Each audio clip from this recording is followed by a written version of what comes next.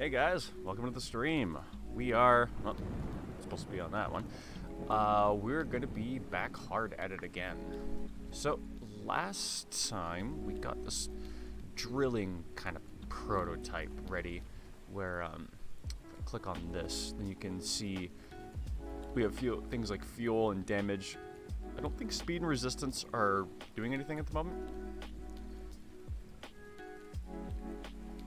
As you can see, as we drill through lighter colored blocks, it's easier to travel. Darker colored blocks just take more time to drill through. You can see that as we drill, our fuel is going down. And I might as well demonstrate everything that we've got worked in at the moment. So you'll see that if I go over here to this fuel can and pick it up, we will get 30 fuel. Ta-da! We're now at 97. However, if I hit one of these angry faces, you'll see that we're now leaking a little bit of fuel because our ship is taking damage. And it will be a constant drain on our resources, which will only get worse over time the more of these angry faces that we pick up. So I'll intentionally grab a couple here just to demonstrate that. Oh god. I do also need to work on that minimum drill time, because that's a little bit too low. So yeah, you can see that like now that we've gotten a couple instances of damage, we're basically just hemorrhaging fuel at this point. And once we run out of fuel, we can no longer dig through any blocks. So that's where we're at today.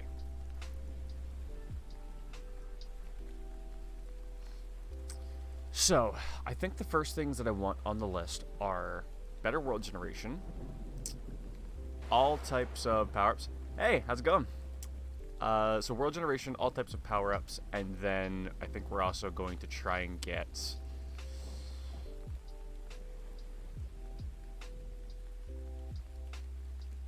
Shit, wasn't there something else?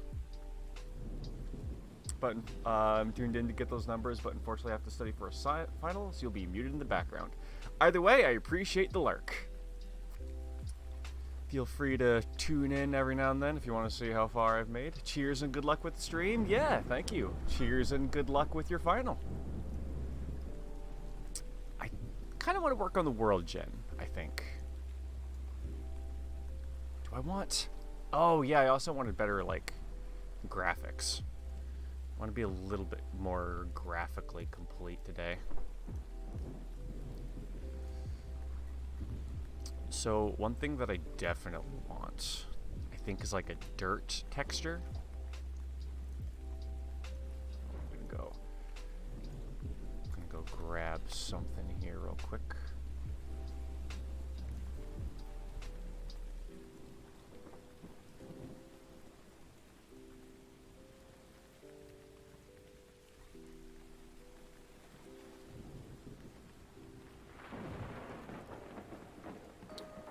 Yeah, I think this looks alright. I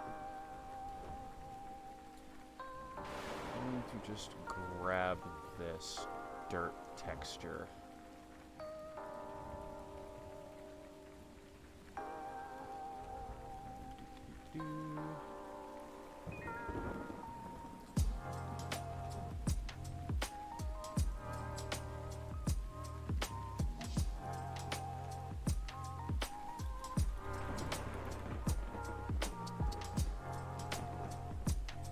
So now that we have that, I'm going to go ahead and open... Oh, those are my recently used.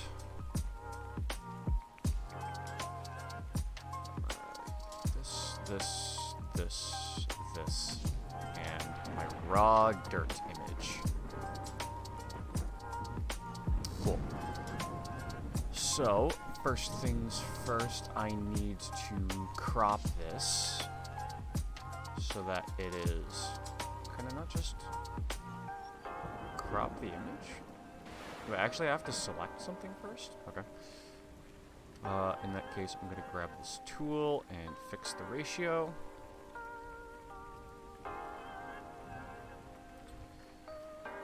And I guess it doesn't particularly matter what section of this we grab, so I will just crop that.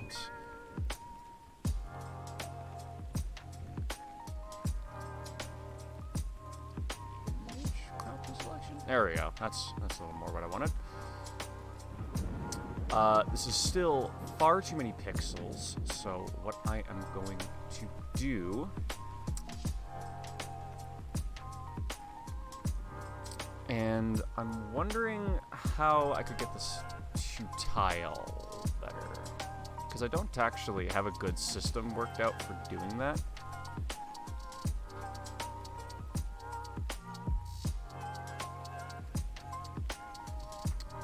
How do you tile an image?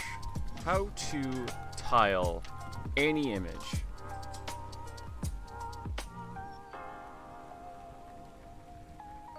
Four ways to tile an image without Photoshop sounds like what I need. You know what? Let's put this on the stream.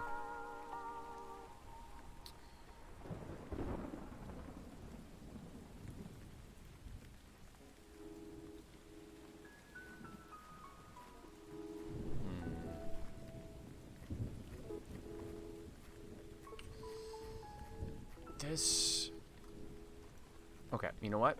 How to seamlessly tile?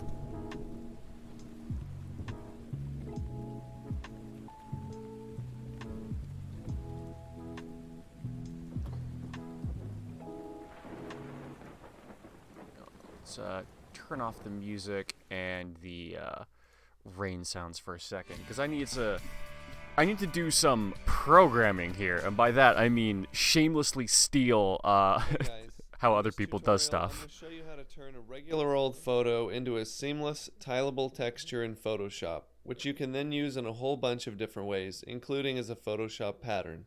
You can download the project files for this tutorial to see how everything was put together, and have files to work from if you don't have any of your own. Let's get started. So here's the image that we're going to turn from a regular texture into a seamless pattern. And the first thing that you'll want to do is find the center point of this image. So I'm going to double click the background layer to unlock it. And then I'm going to drag guides from my rulers to the center of my image, and they're going to snap into place since I unlock that background. If your rulers aren't showing, you can press Ctrl R to hide or show them. Next, we're going to go to Filter, Other, Offset. And we want to set the horizontal and vertical dimensions to... You know what? I'm not sure if I need to do this, because what we're going to be working with is already going to be so small that it just might look okay no matter what.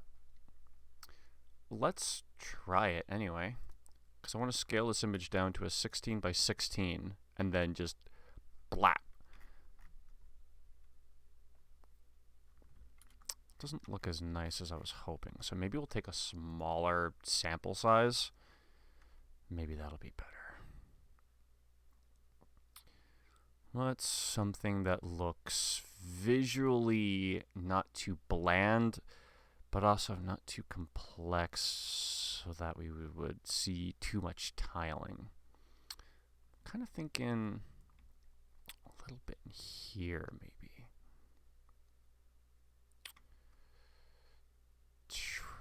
Take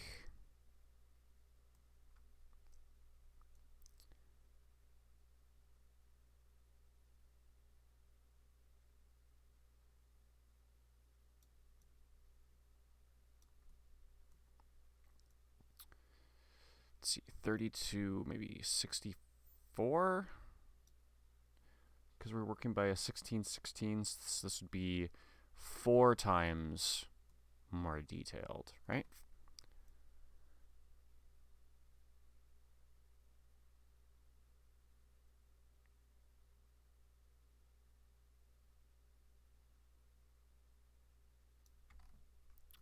That might not look too bad. Let's try it. So I'm going to try and crop that. And then what happens if we scale it down?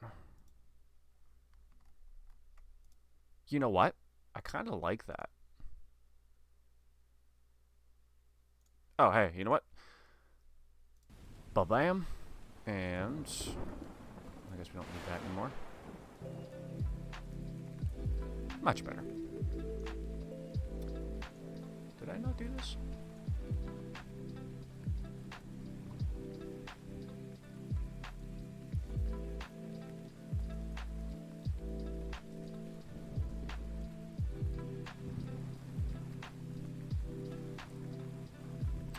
Yeah, because I mean, that looks pretty simple enough that we should just be able to give it like a random rotation, and I think that'll be fine.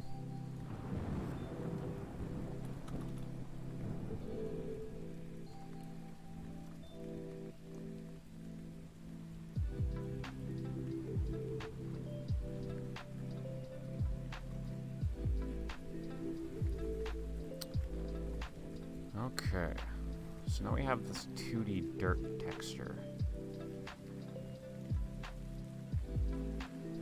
Let's give that like a whoop, not that big, or I think that'd make it small.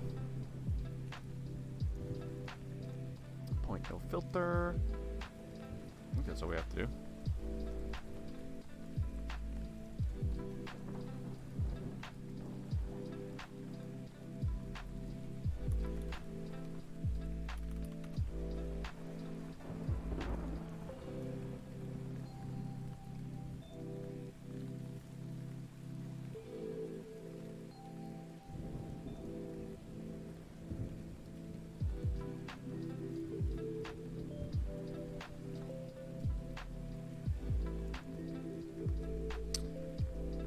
Then at its beginning. Oh, that straight up doesn't work anymore. So, because we don't have a mesh renderer. So let's just get rid of those completely and put in our new stuff. Okay, so what we need first. Am I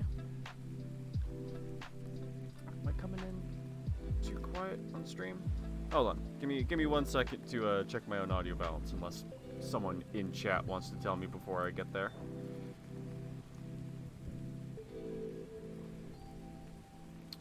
Can I not watch my own stream like that? Can I not watch my own stream on the Twitch app? That's weird. That's like all I'd ever actually want to use it for.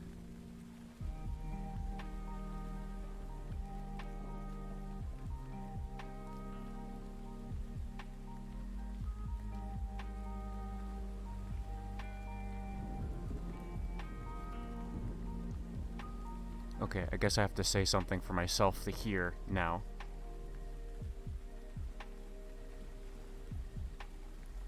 Yep, that sounds alright. Cool. Sorry for the interruption. Let's crack on. So, what was I doing again? I was getting the digging sprite to work. So first I'm going to need a reference to my sprite renderer. And since we're going to be adjusting this during gameplay, I think it makes sense to just always have access to it. So our SR is going to equal to our get component sprite renderer, so we can find the attached object or attached component on this game object. And then after we get our density value, we're going to be changing the color. I'll worry about that bit of it later. But what I really want to do, because it'll probably have its sprite by default, so I won't need to set it. But what I do need is to randomly flip its X and its Y. So I'm going to do... Can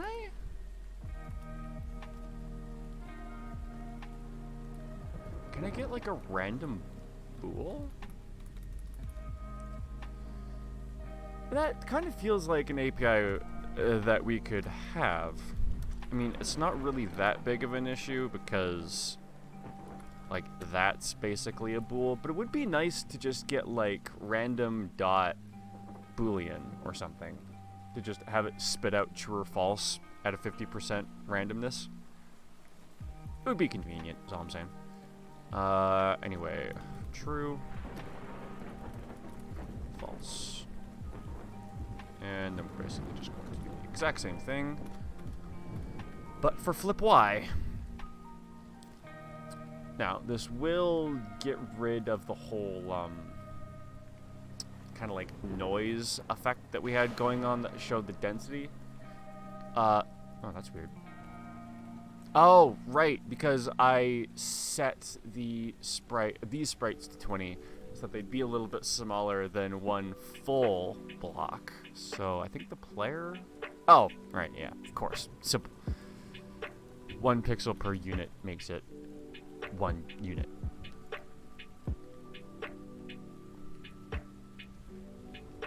Yeah, you know what? That's not bad. It will be a lot more texture with like the darkness for the densities, and I'm thinking of having like a stone texture for things that are really dense, and then like a lava texture for the hazards instead of these angry faces. Because I currently have the hazards as like more worked in with these pickups, but I really think I should have it be in the tile instead. I was thinking about that a lot yesterday, and it just makes way more sense for me to do it like that. But I like that. That looks good. So I think I can do sr dot color equals. Can we use a vector 4? Vector 4.1. Oh, I can do. I've never used the vector 4 like that. That's cool that I can. So I want vector 4.1 times density? No, that will adjust the alpha as well. So let's do vector 3.1 times density. And then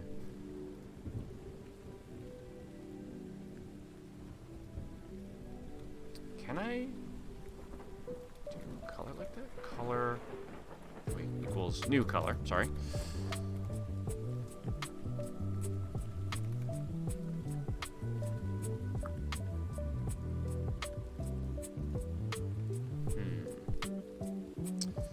Yeah, okay.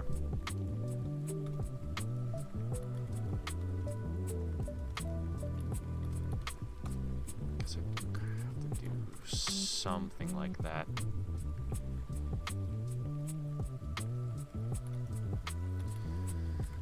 I'll just leave it like that, just make sure it works, and then we'll make it look good.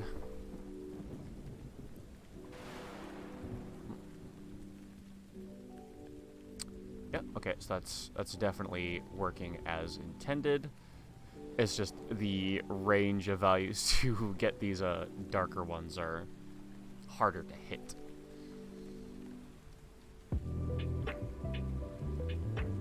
Oh, wait. Did I have that negative before? No, okay, so the bright ones are the most dense ones. That's why I was doing... Oh, you know what? I can make this a lot simpler for myself by introducing a serialized field that we're going to do float max density. And then this can be a max density.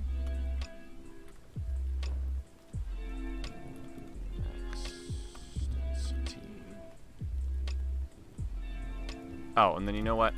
Let's also put in a min density for this one as well. Because why not just be able to adjust that on the fly from the inspector? Just because I like min to appear for max and variable lines, I'll do it like that. And then here we do max density minus density, and then that will just invert the space that we're working with, which is perfect by me, and that should give us a nice distribution of dark noise.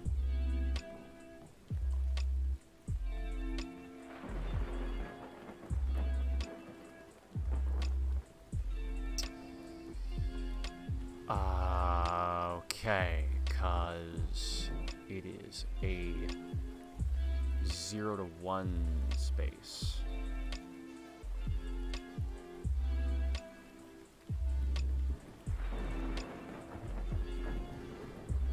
So what does that mean exactly for me? That means this is just straight up wrong. Is it divided by the density?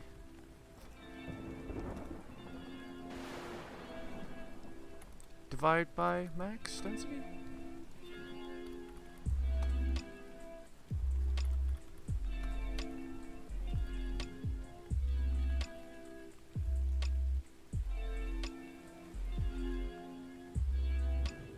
Oh, you know what? Because the max density is 0, isn't it? That would be why. Am I doing that? Oh, that shouldn't be in... Should it? Should it be in tile? Yeah, why not? Min density 0.5, max density 5. I'll leave it like this, because like it's already coded in to test and see if that's what we want, so we might as well see if it is.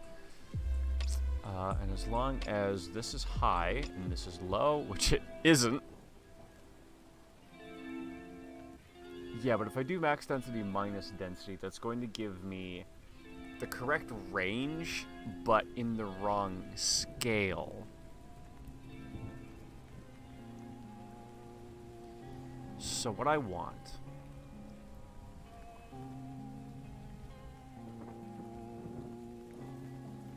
Actually, I think I want both of them at the same time, don't I?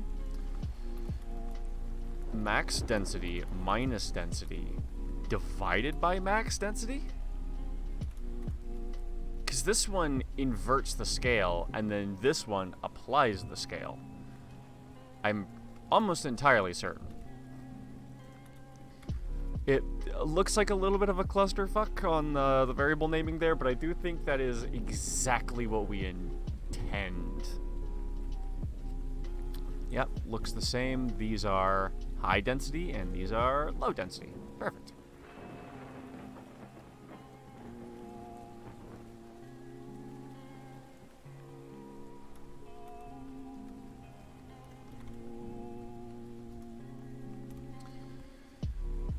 Oh, wait, not +1, plus 0.2f, I guess? This should help it, not spawn blocks that are so incredibly dark. That should theoretically soften it just a little bit. I think it has. Hold on. To make sure it's softening it,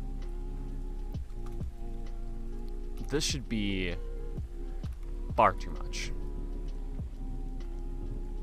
But if it is far too much, then we know it's working at all.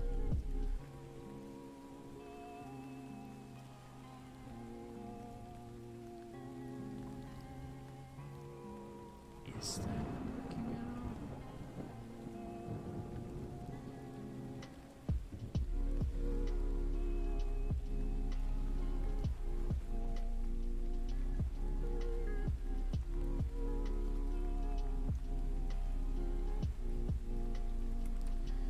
No, because the scale hasn't been applied yet. This is... Right, okay. I see what's going on.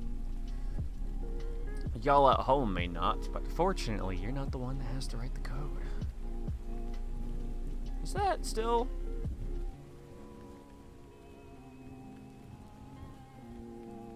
Huh?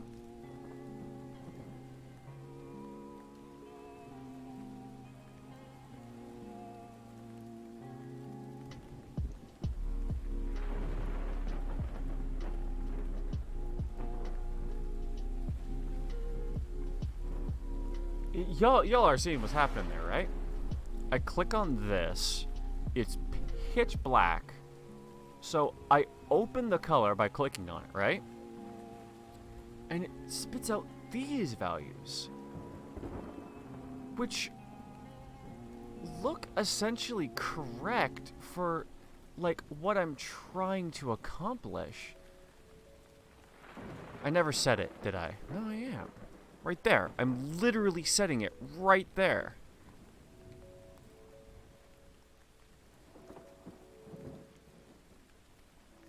And I'm not resetting it anywhere else.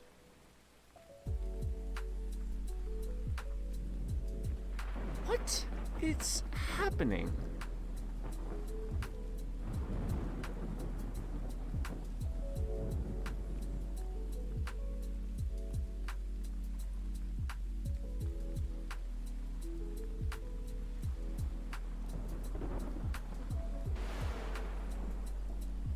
I don't get it.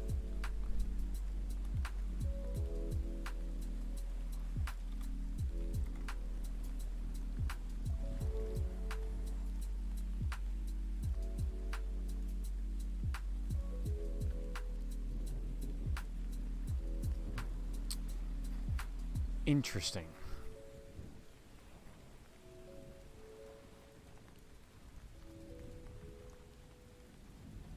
Okay, maybe that whole, like, color in the inspector thing is just not correct.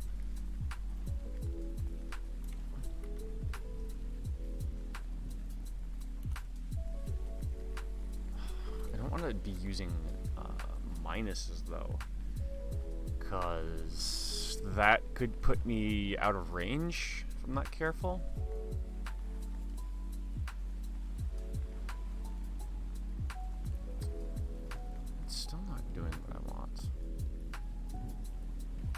That's now returning me values that seem correct. I give up. Some of the blocks are...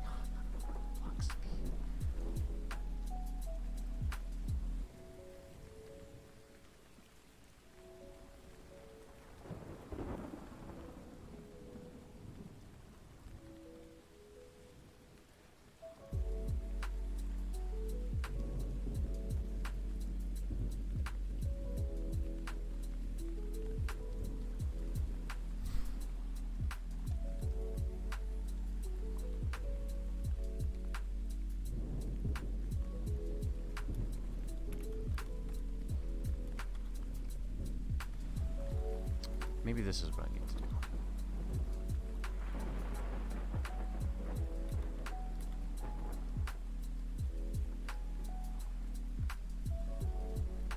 I know this is a very minor thing, and I could probably just... Oh no, that actually looks like it kind of worked. Yeah, because that's like nearly at the extreme range of... Yeah, this one's at the almost, like, limit of how dark it could be. And you can still see the texture pretty easily, even though it's super dark. So that much I like. Hold on, I gotta go ban someone.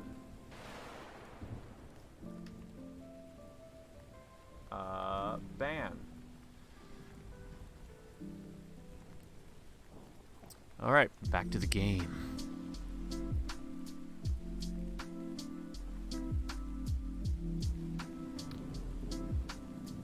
Where the fuck did that come from?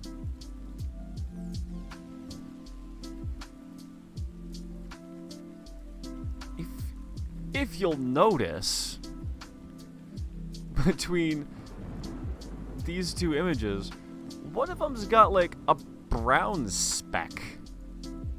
Look at this. I mean, it's also flipped on the X. And it's like actually, wait, this is almost more of the correct color, but this is...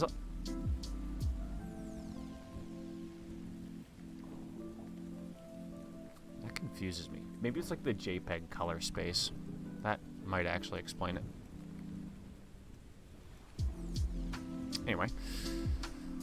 I was making the ground better.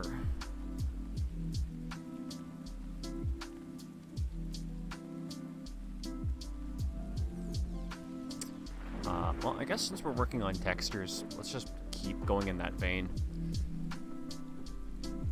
So on top of this, I'm going to add a layer. Because what I want is like a digging tunnel. So,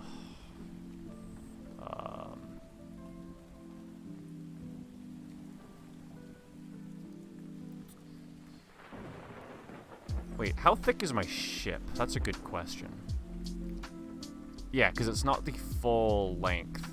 So I think I'm going to leave 2 pixels of clearance on either side. So it looks more like the ship is digging through. So let's do that, that, that, that. And then we'll also need to be able to turn it, but I'll worry about that next.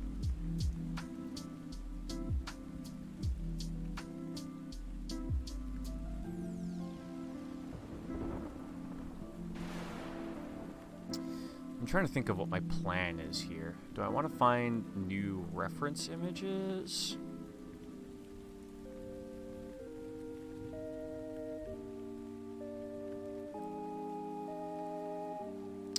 Maybe I could sample some of these stones down there.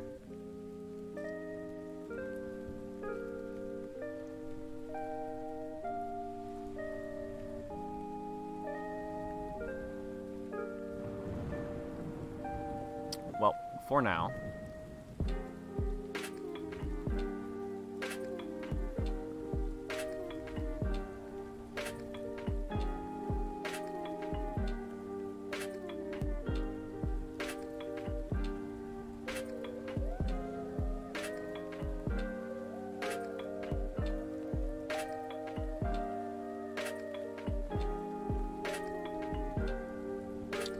It's like a good brown color. How do you get to a, like, not shitty looking brown?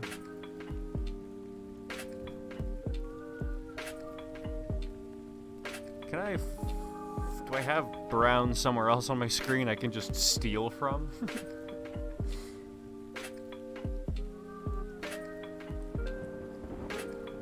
Oh, you know what? I will... Some of the tools actually have a nice brown on them. Where's the... Ah, there's the eye drop. Let's steal one of these browns.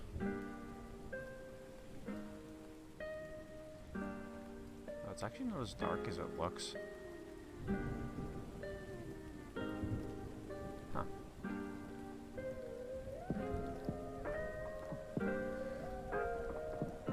There we go. It got us there.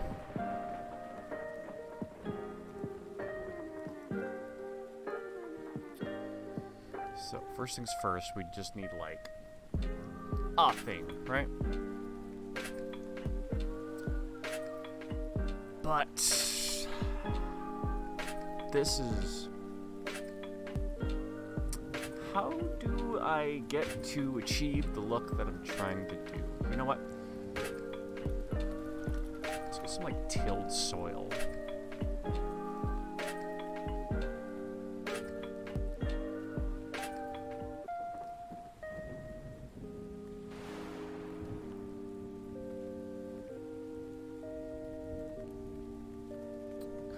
All of these are at fucking angles.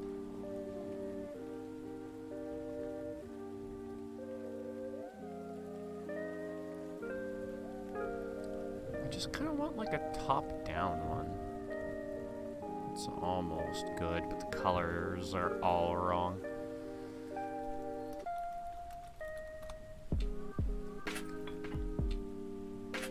Oh, maybe that's why there's no like top-down, because it's like impossible to see.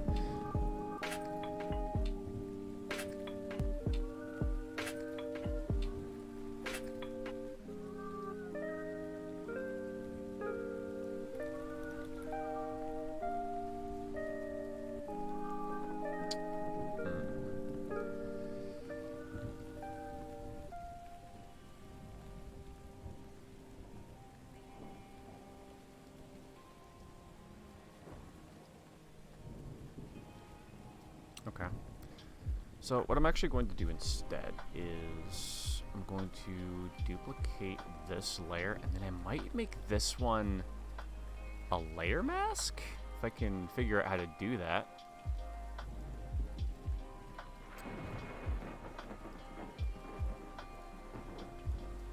Yeah, let's do this.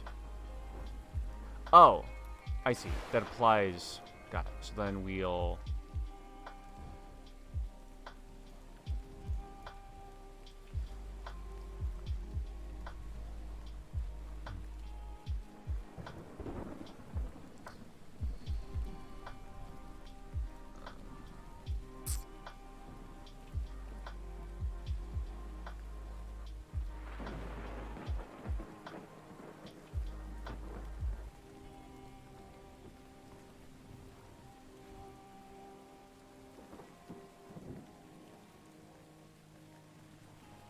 What am I trying to do?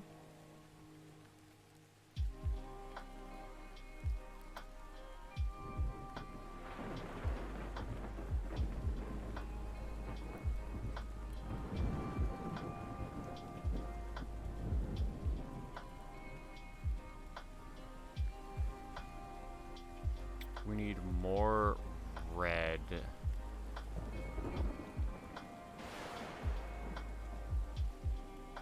Man, it should not be this hard for me to figure out what color combination makes brown. Okay, new tool. We're gonna do hue saturation instead, because I think I can adjust that better. Want maybe less saturation. I think we want the same hue.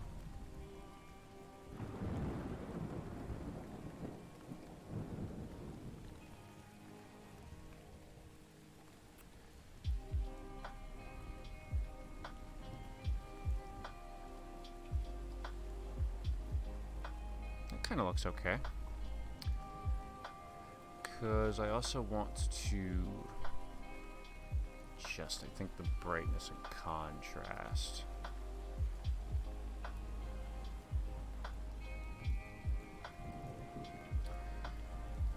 Because then we can take this layer mask, and I think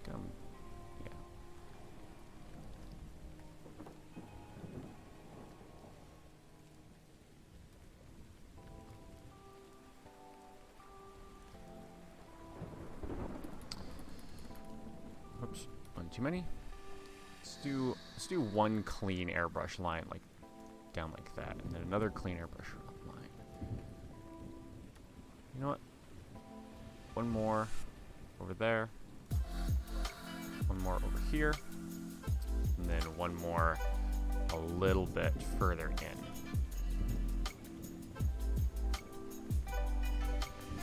Now, a good question before I just save that and throw it out is if I can maybe instead save this layer mask and use it in Unity. Because, truth be told, I don't actually have that much experience with... Oh, yeah, mask interaction. How do I add a mask?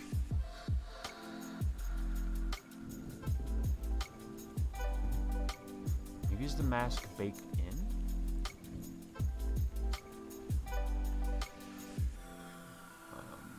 Light map shadow mask is something a little different.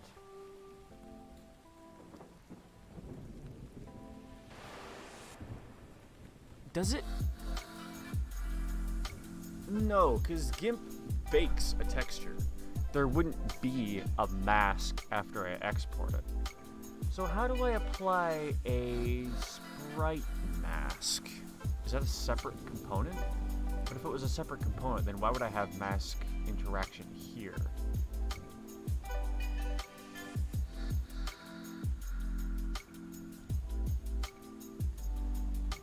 I'm gonna look it up.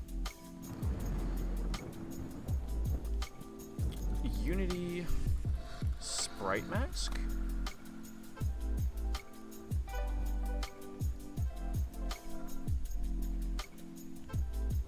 This is some true game development shit right here. 2D object sprite mask. Sprite mask are used to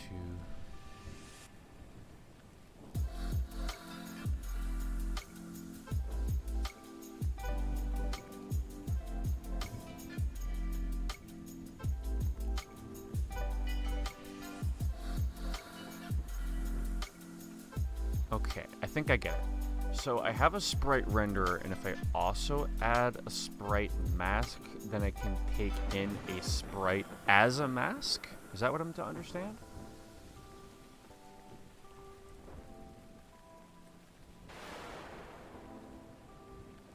Because if that's the case...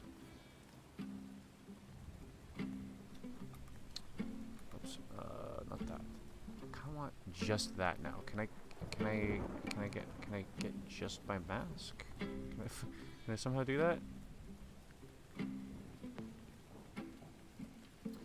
If I click that and I copy this and then I create a new layer and paste it here.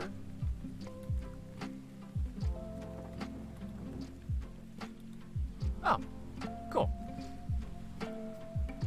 Actually, I kind of want to blend that a bit better.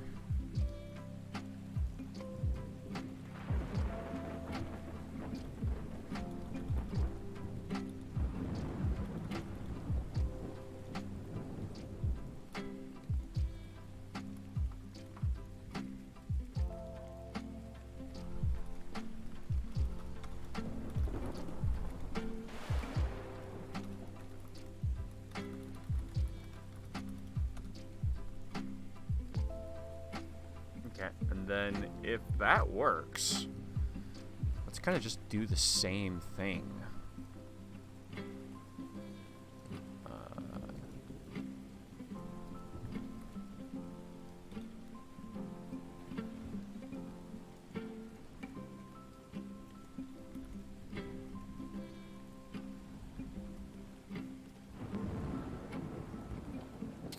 Darn, I was kind of hoping that would work.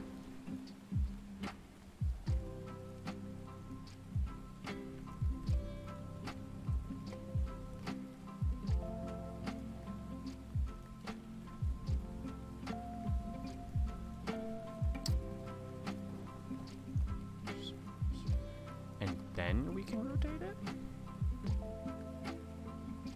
That is the scale tool.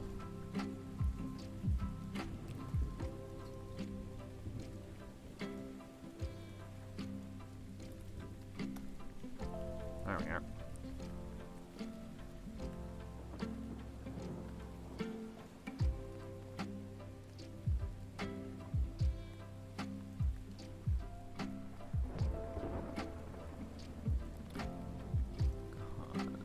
I want this.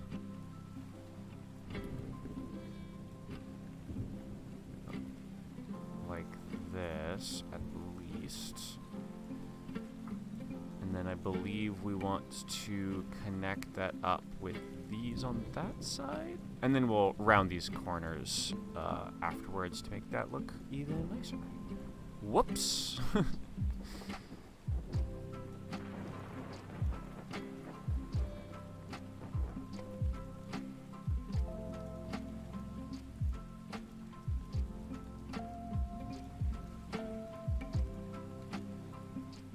Oh, I guess I should have done that side at the same time. You know what? While I'm thinking of doing things that I should be doing at the same time, I should be doing the thing that I need to do at this time.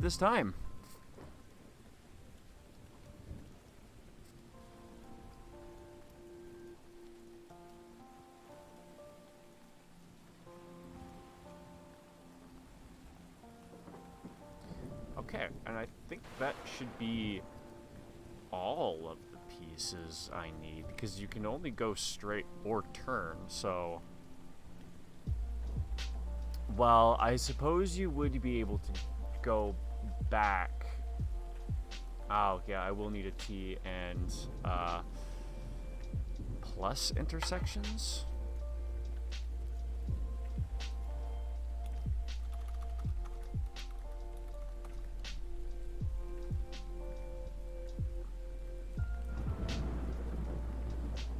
Oh, that happened.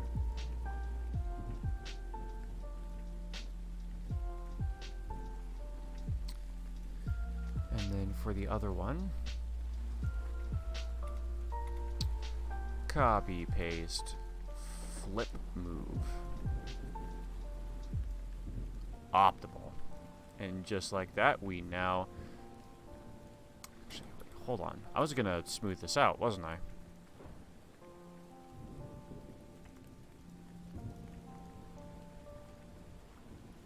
Actually, we will start by doing that on...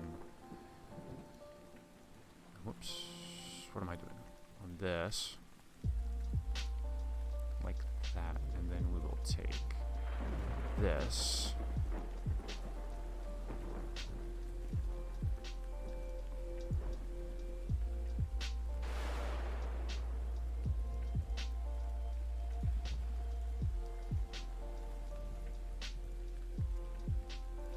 Hopefully this makes it look just a little more interesting. A bit more visually dynamic. Yeah, why not?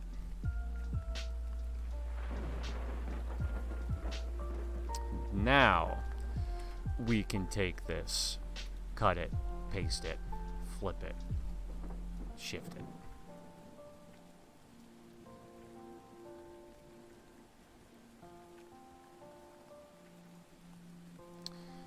Not a huge deal.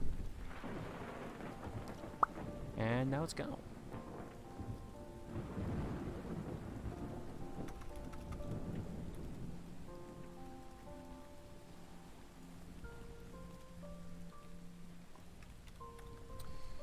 Piece it, cut it, flip it, vertical, and shift it.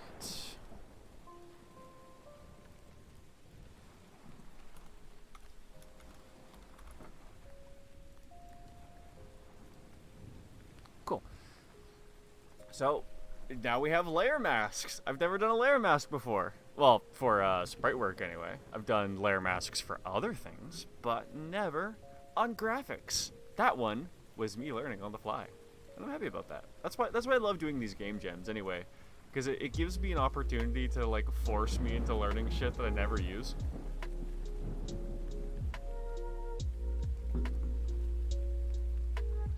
Always good. Always good. Okay.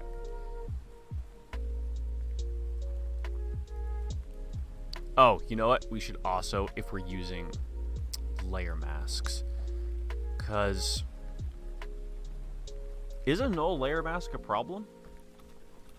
If I just, whoops, not that. Blah, blah. Wait a second. What the fuck? Didn't we have a layer mask on that? What the fuck was I on the player ship? Was I layer? Ah, that's what I was. This doesn't need a layer mask. This does. So, yeah. First, if I have no layer mask or sprite mask, I should say that properly. If I have no mask, it seems to work perfectly. And if I were to give it, oh, you know what? I also need to change these type to 16 mesh type tight point, no filter, apply.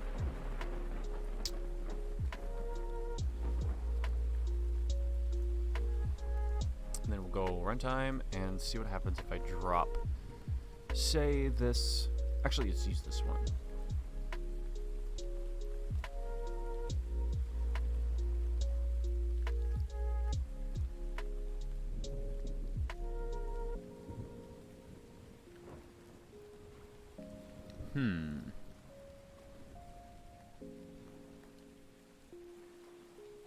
Oh, mask interaction.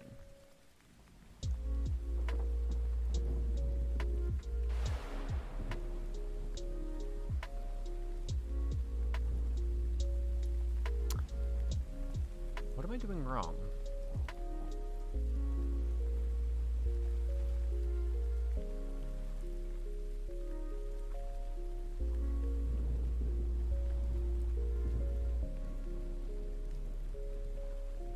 Wait, is it using alpha cutoff? Does that mean it's using alpha as its mask occlusion? Why would it be using Masks are always 0 to 1, black to white. That's how they're structured. Are you telling me that this is a 0 to 1 alpha? But why would it be alpha? If it was... Because if you have an alpha map, you would just put that on the sprite.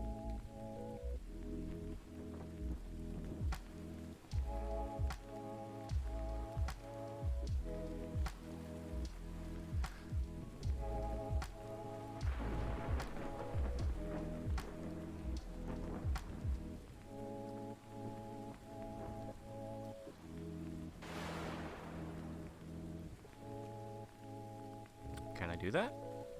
Sprite mask option. I guess we need to spawn some sprite masks.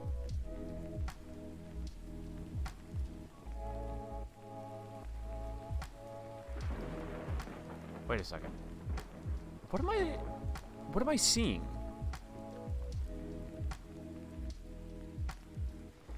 Well, oh, okay, so it really is just taking in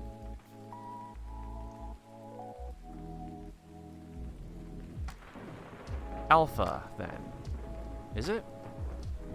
Can I convert? Because if I can, and I'm pretty sure I've seen this somewhere, where I should be able to change, maybe it's in color, maybe I can change a color to alpha. There we go. So we'll take pure white and change that to alpha, and it doesn't work. Oh, because we're in a selection. Color to alpha. And we'll export that over the plus.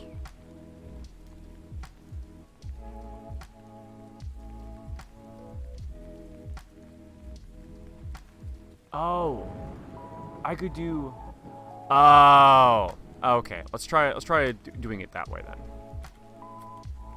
I should have looked into the sprite import settings. Because if I do from grayscale and then apply that.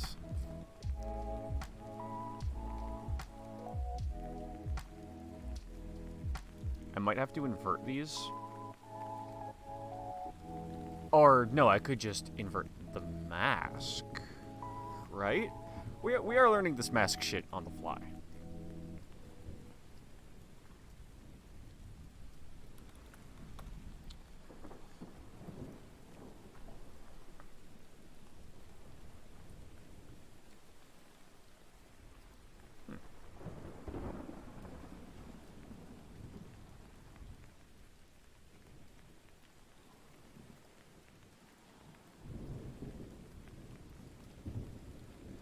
I don't understand this alpha cutoff because it's never really seemed to do anything before. Oh, wait, no, it is doing it. Just on one of them?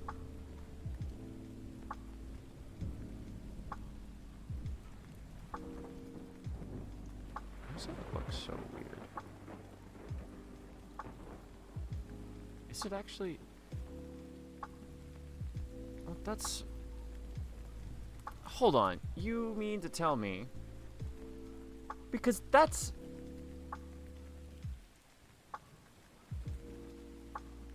it's, and then even if I was to, oh, you know what, because I'm adjusting only the prefab again.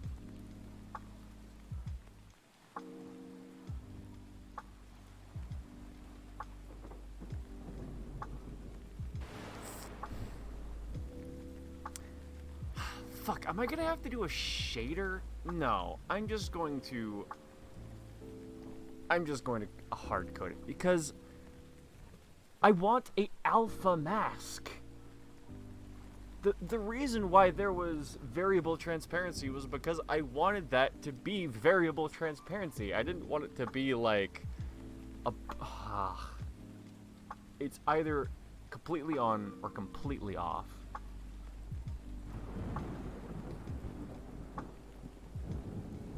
Can I set these to like a transparent sprite mode? Doesn't look like it. Okay, so I can't do that. Well, I kind of have to use the washroom, so I'm going to set the stream into break mode, and I'm going to give myself a moment to think about it, and hopefully come back with a plan. So, we'll see how that goes when I return.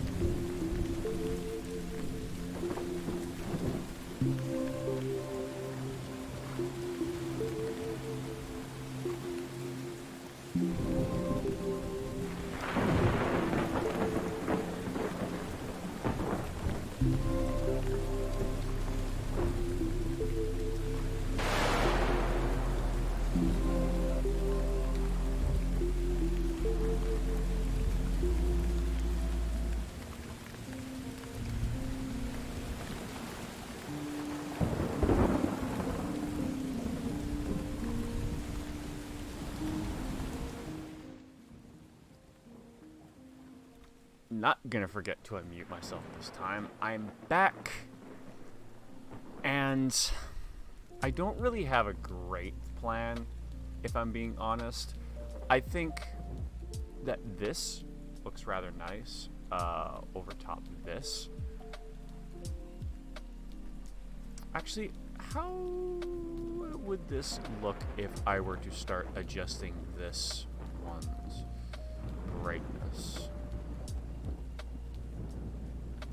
Doesn't really go down to the values that I need it to check, but I think it's going to be okay. I have a feeling it's going to take me less time to just make every sprite for what I need and just code the logic for it than to try and figure out how these masks work. I dipped my toes in, didn't work, but now I kind of understand a little bit more about why they won't work. So I'm going to export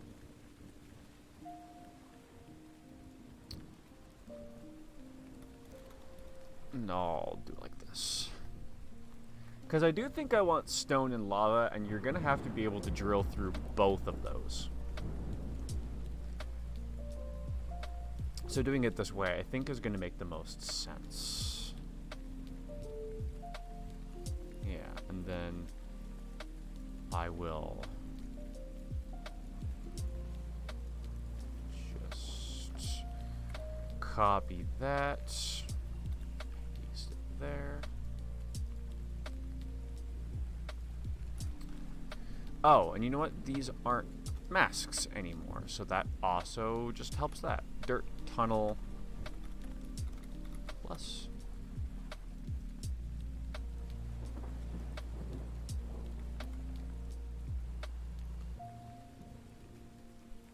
Oh, actually, you know what? We'll do that. Huh?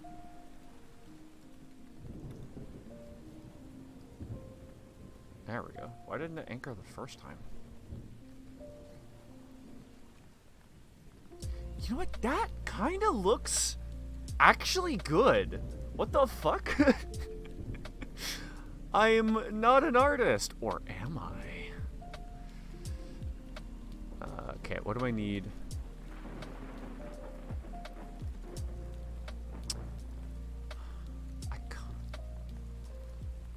I kind of wish I could see it as, like, just the mask. You know what? That's why we'll just work on it like this. Okay, so now I need to redo the T. Doesn't matter. We're going to be rotating the T. Don't get ahead of yourself trying to make this more complicated than a GD needs to be.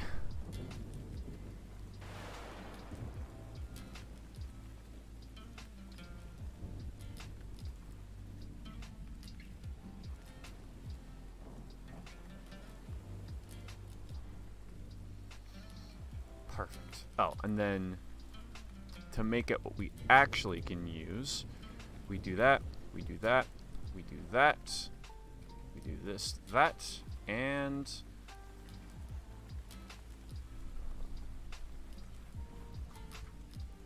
I just realized something.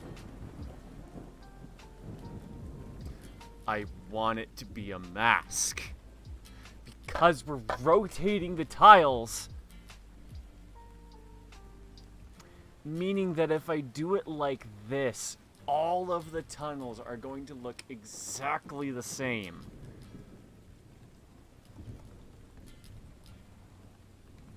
Okay, well, you know what? We're going to be taking a break, like a long break, like a 2-hour break at 6. So I'm going to shelf this whole masking thing for the moment. And I'm just going to let that go on in the back of my head, and I'll try and figure out a plan for that. Because currently, like, if we just go into tile here and remove the sprite mask and then set the mask interaction to none, I think we can just put it back the way that it was. Yeah.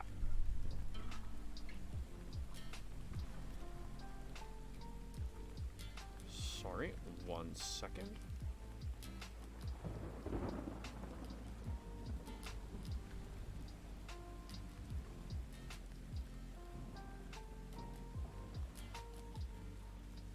Technical difficulties, please stand by. Well, it's not really a technical difficulty, it's just... I probably shouldn't say it on stream, actually.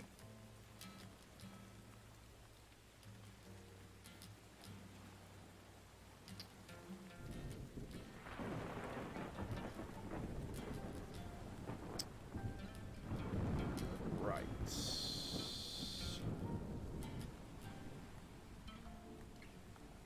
Okay, hopefully we'll be able to make do with that.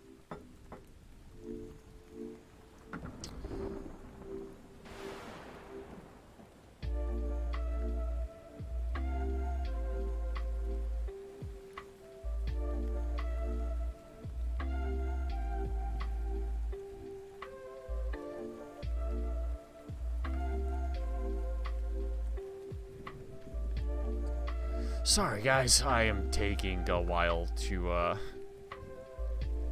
cause like no, not on stream. Sorry. The people involved probably would not be very happy that I mean, not that there's anyone here to listen, but still. Okay, so we're not gonna have tunnels. That'll be a thing that we'll do later. For now, let's work on the world generation systems, because that still needs to be done, for sure. So let's go into good old Izanagi and start fucking with the world gen. Because I was thinking about this last night, and I don't know if this is going to work. But I'm...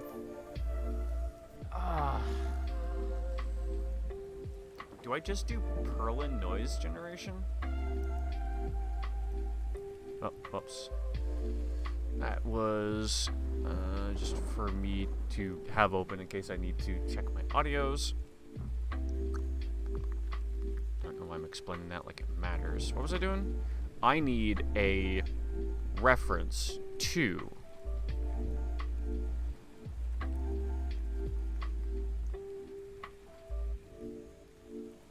Perlin noise. Wow, my brain really just... Perlin noise. Oh. I just had an extra O in there. That's why it looked weird.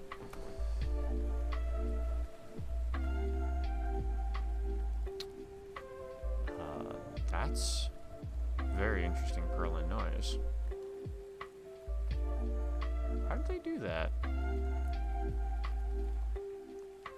Because I'd actually like something that looks a lot like that. Because this is the Perlin noise that I'm used to.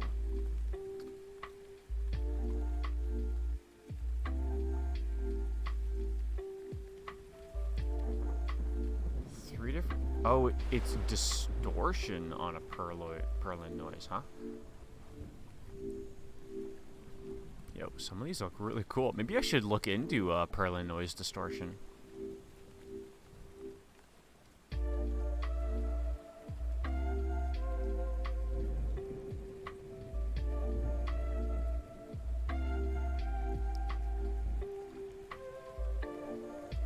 Are these...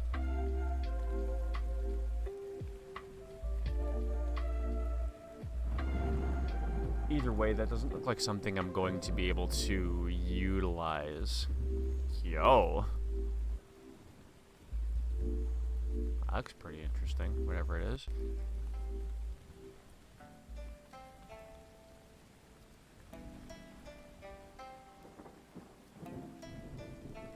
Because, I guess I should explain what I'm trying to do here. What I'm trying to accomplish is I want essentially veins of higher density stuff. I guess kind of something like this, actually, that like would, you know, go in like wavy, spready lines. Because this is nice, but it's a bit nebulous. I would like better clumps.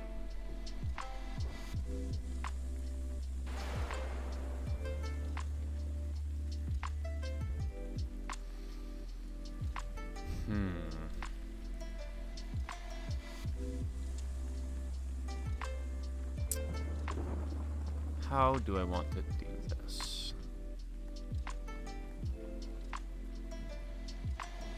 Well, I do want the...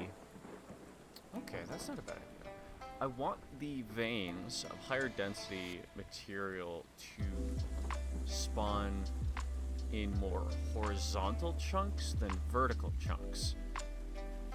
Because that way, because if you get like really big, thick, like high dense areas, then that's basically just like a no-go spot for any player. So that to me that makes them less interesting because that turns them into just an obstacle.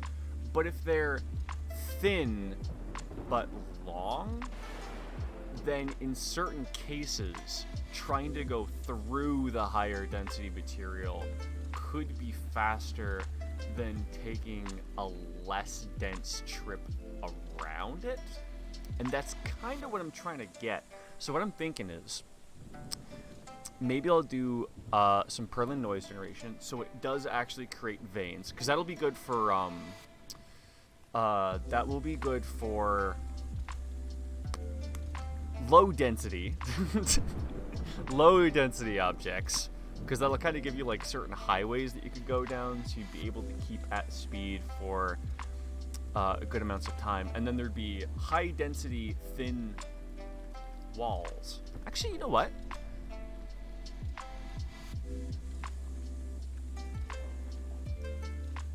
Even that kind of looks like it would be able to achieve what I'm looking for. Because using just this as an example, say you like start up here somewhere, you could, like there'd be this quote unquote high density, if I use this to actually generate the world. This little line here would be high density material that would be tough to go through. But if you came down from right here, you could take the low density route down like this way, or you could take the high density route through here. Let's try some just basic noise.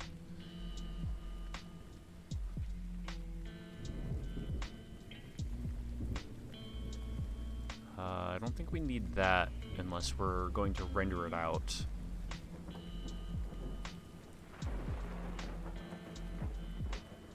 Oh, right. Because Perlin noise itself isn't random, if I'm remembering correctly. So if you use Perlin noise and you don't give it a... Yeah, it's pseudo-random. The noise does not contain a completely random value at each point, but rather consists of waves.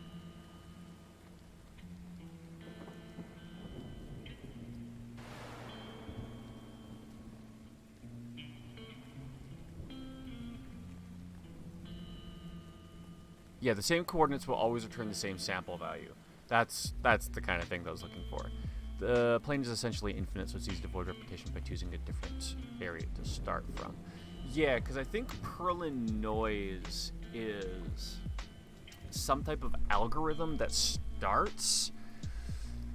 I forget if it sets a seed at like when the game starts or if it's baked into the algorithm itself, but basically you want like a random X and Y starting coordinate when you sample the Perlin noise, so that no matter where you grab it from, it's always going to be like something new. So let's give that a go. Wait, yes I do. So I need that in the world gen. So instead of density being... Oh, tile can't be in charge of setting its own density. That's fine. it's public anyway. Is there anything else in tile that will make adjusting the density? That would be okay. I think we'll be fine across the board. So, what we're gonna do is we're going to be using this X and the Y from our world generation system itself to sample us Perlin noise, and I think that's gonna work. So what's the API for using this? mathf.perlin noise xy. Okay, and that returns a float 01. Got it.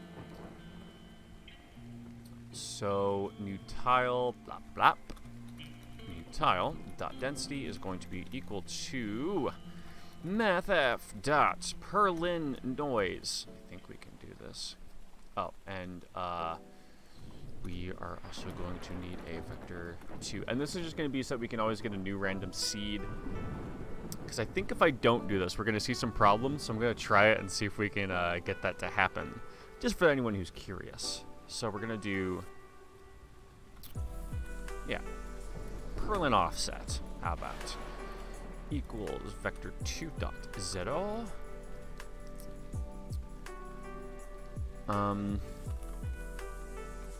Oh, interesting. It does not take in a vector 2, so we'll just do Perlin offset.x, Perlin offset.y, and then we'll do plus x plus y.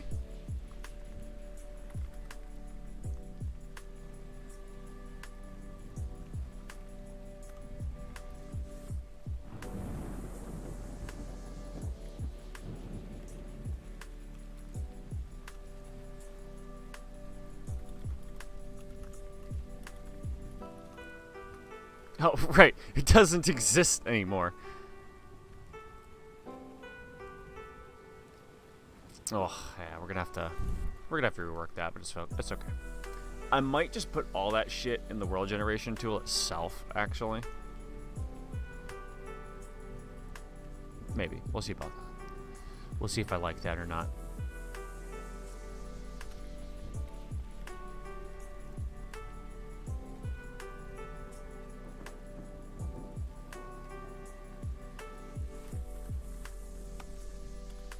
I think so.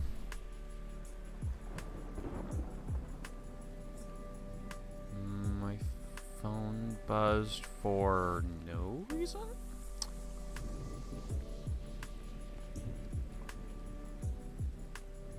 Yeah, that's probably okay, right?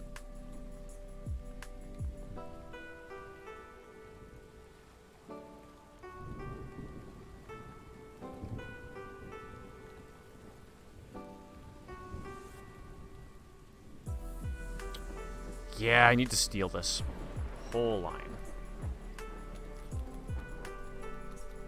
And I guess I'll keep the get component sprite render for the flip X and flip Y as well.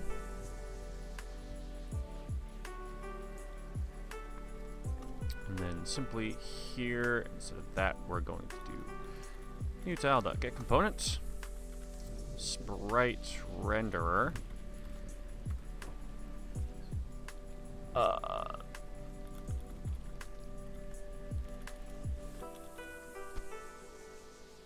Yeah, that should work. Cool. All errors have to be fixed before you enter play mode. What was that, just a semicolon issue? Oh, yeah, you're absolutely goddamn right it is.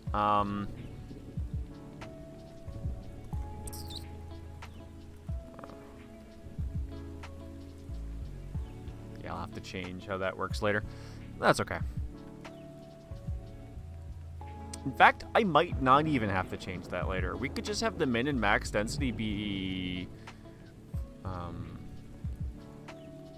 for something else. What the fuck is happening? Density 0. Density 0. Density 0.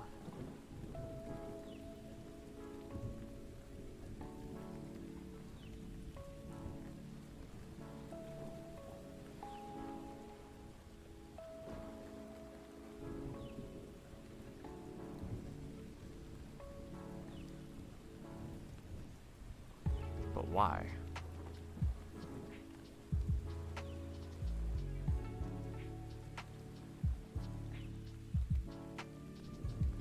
We're literally setting the density to something, unless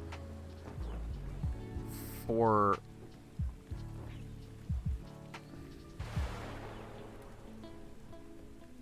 Okay.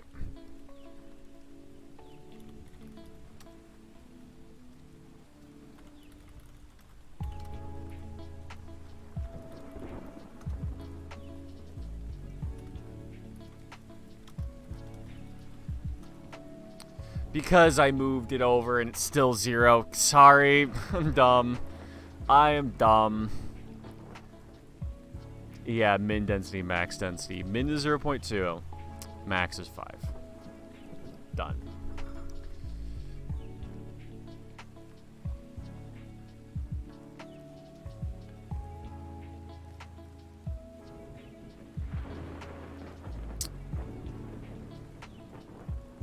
Is it generating? Oh, interesting. So it's technically working.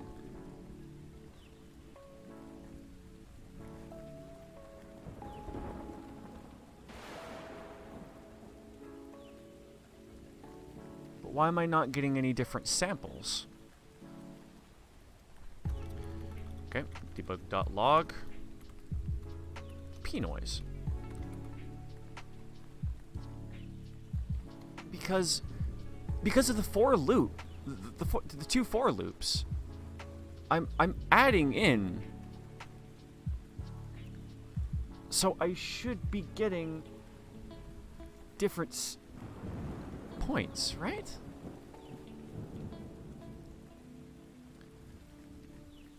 Why am I only getting 0.465271?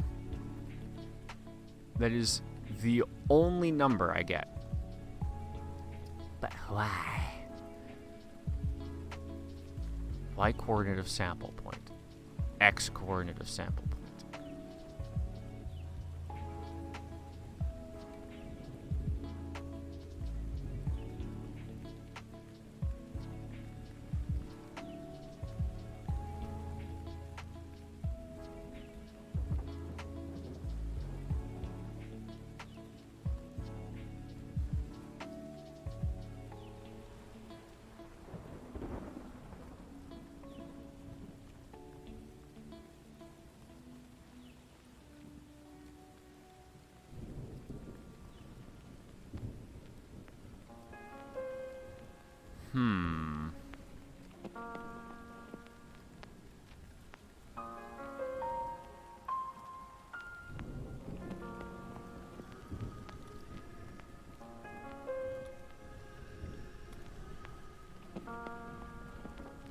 How odd. We definitely have enough world size.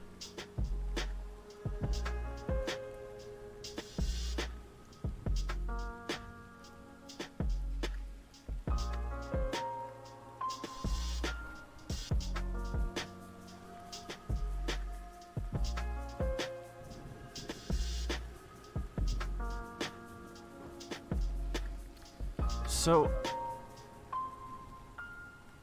okay, debug.log p-noise x and y. Oh, right. I can't do it like that. I kind of wish you could just, like, stack log commands like that, because then I wouldn't have to do this, like, weird... I mean, I could just write 3 different log lines, but that doesn't feel any better to me. I would love to be able to just, like, come out, like, maybe not for anything else, but for, like, the debug logs and stuff. That'd be really helpful for me, anyway.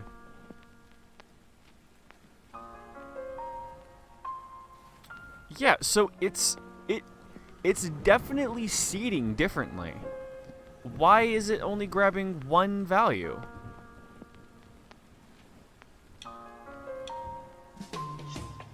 Because, like, I was doing this, like, Y original and X original shit, too. The origin of the sampled area in the plane. Yeah. But that's not going to matter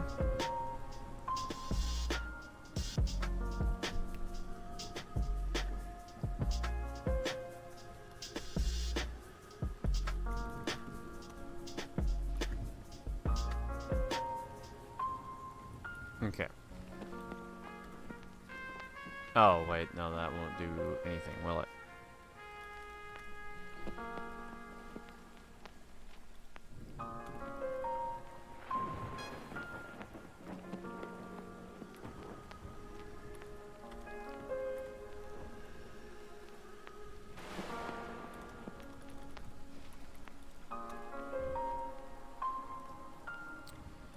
Why is this Perlin noise just not working?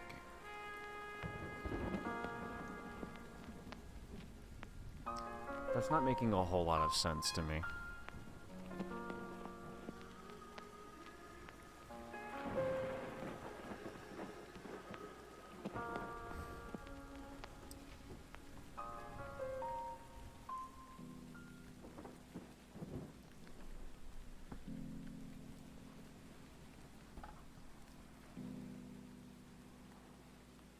What? Sorry, what?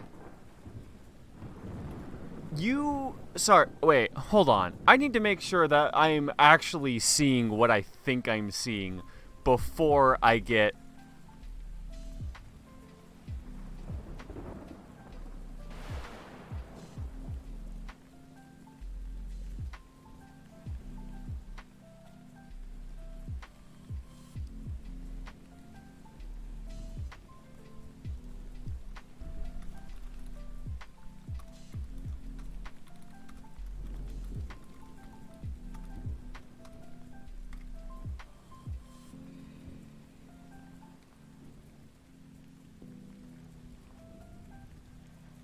What the fuck?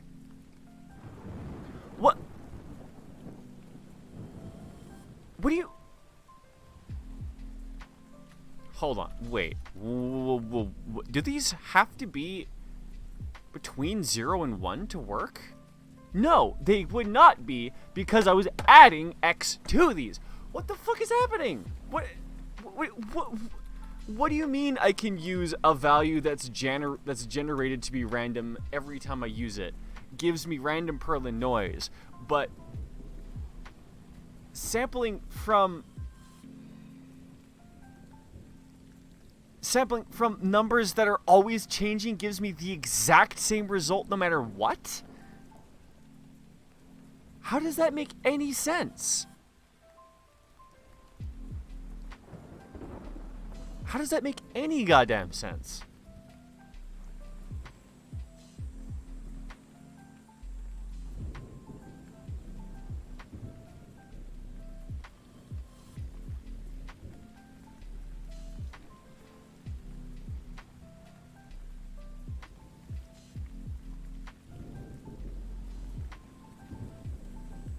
How am I sampling different coordinates on a randomly generated texture that all return the exact same value unless the value I give it is random? How does that make sense?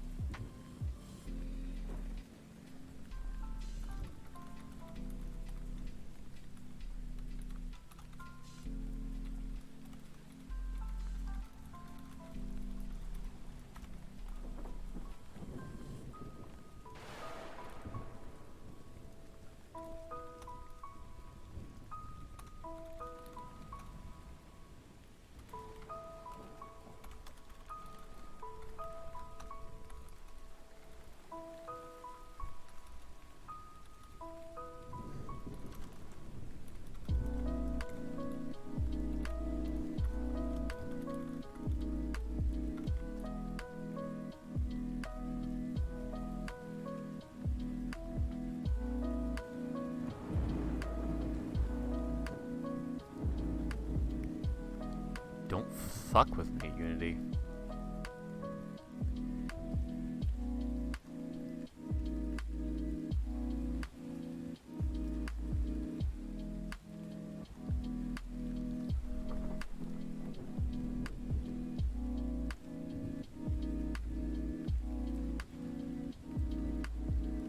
Why does that work? Why?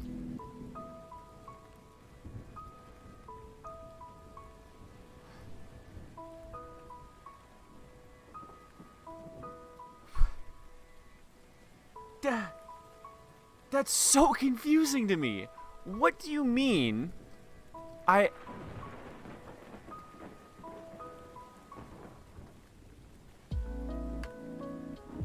Okay.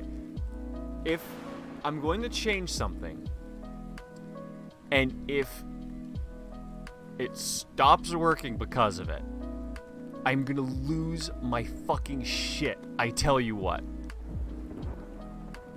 I need to see this not work. Like, I need to be angry about this because I have a feeling. 0. Whoops, there's a U in there. There we go. That is a custom random value between 0 and 1. This is a number this could spit out. Plot, and then I'm going to do the exact same thing here. I'm not even going to worry about which numbers I hit. That is a perfectly random float.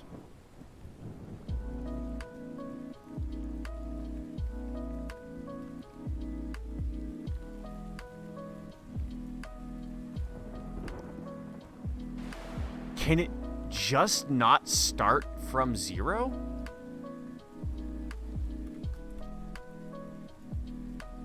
Okay, I'm no longer angry because I'm starting to see that there might be some structure to this, but I am now interested in figuring out exactly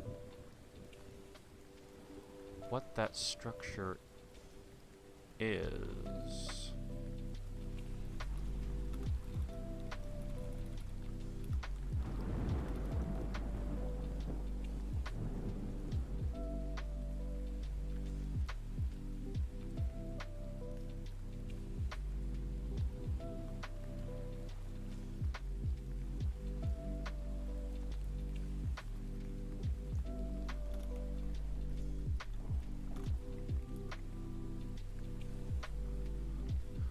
Wait, I'm sorry, what?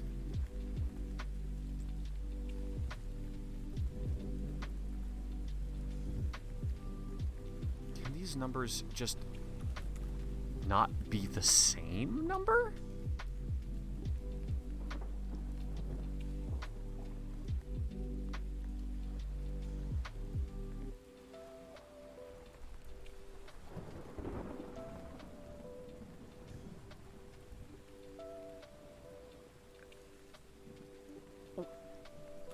What? I'm sorry, what? So, I can't use known integers that change to sample Perlin noise. I can't use...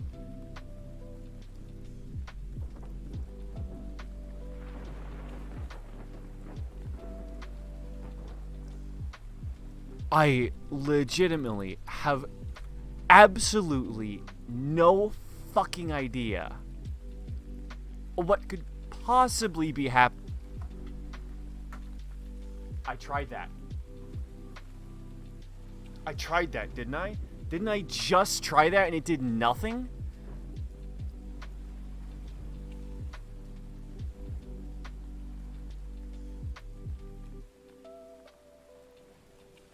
Hold on.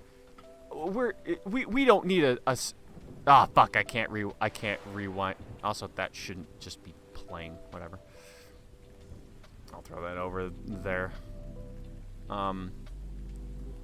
Cause we tried that, didn't we? I'm almost positive I gave 0.5 a shot.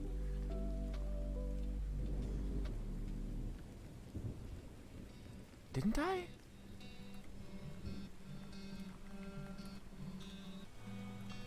Okay, what about 1? I definitely tried 1. And if this works, I swear to fucking God, I'm gonna be... Okay, it didn't. Good. But then, why did 0.5 only work once. I know I didn't miss the F because then it would have been a double and it wouldn't have liked that at all. But now 0.5 works. Well, what the fuck, Richard? Alright. I officially have absolutely no idea how this Perlin noise thing works. But this was working. Okay? Let it be known that I have too many things to click on. That this was working at one point. Please God, let it keep working. Thank you. Okay. We're not fucked yet.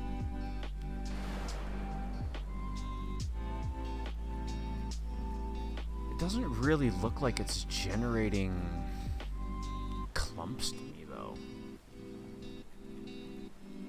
Cause like, isn't the whole idea of Perlin noise that like these two things wouldn't really, because like Perlin noise should look like this. It should be a smooth generation.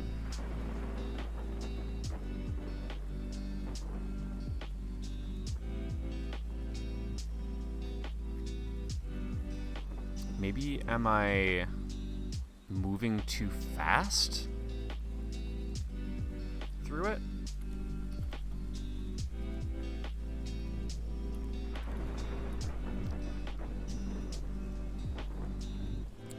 Because I think if I divide by the number I'm searching for, I'd go less distance through the noise, so it would...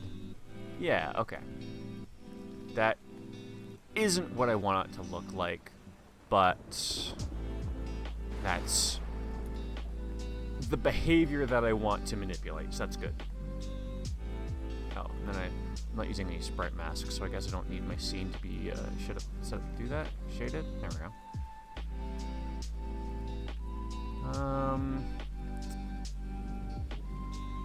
Little better, maybe?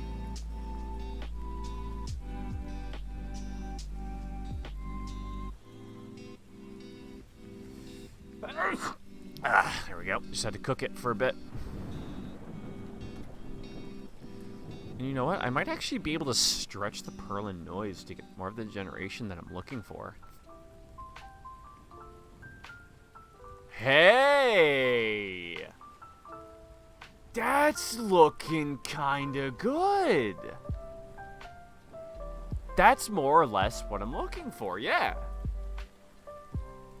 Okay, so... Okay, I can work with that, I can work with that, I can work with that.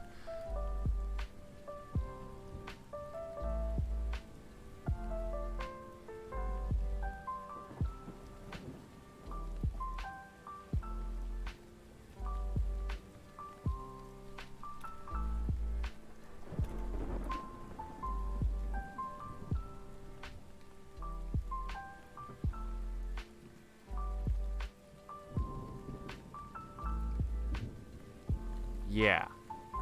I think I might stick with those numbers. I like those numbers.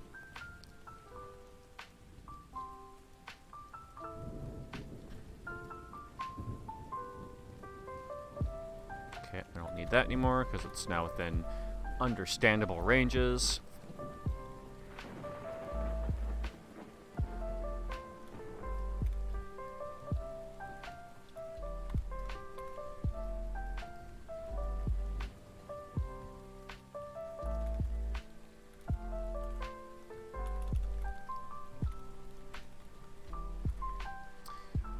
Because I want more max density, I think.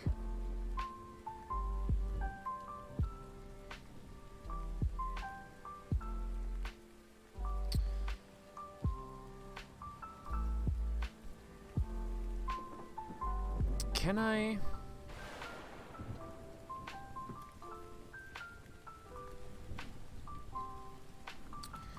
What if I make this smoother, but also more extreme?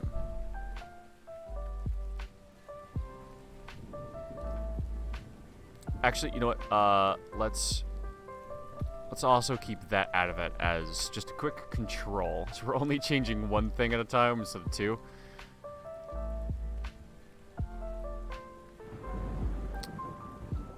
Now, that is a little bit more intense than I wanted.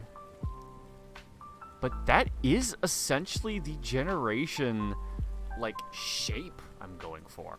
I love that. Okay.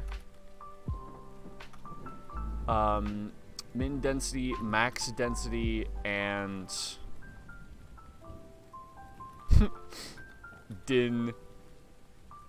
Intensity? Nah, we'll do D intensity. And then we'll multiply by that.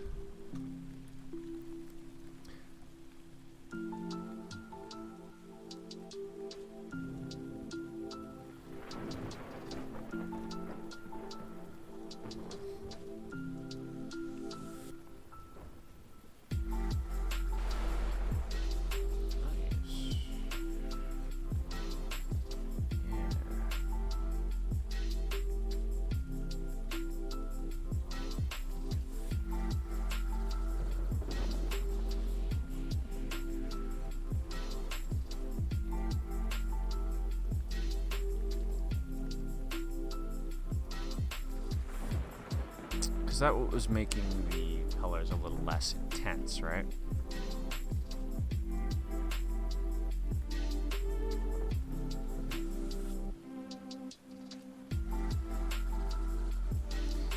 Wait a minute, was that making the... Was that doing the opposite of what I wanted? Kind of looks like it's doing the opposite of what I wanted.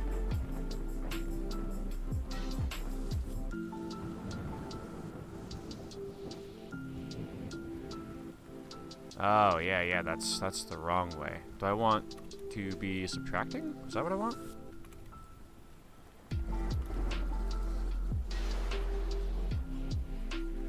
Subtracting to make it darker? Yeah, probably. Oh, that's bad. But maybe it's also because of the way that everything else was, and that's kind of too high. Because that's putting it from 10 to 30%.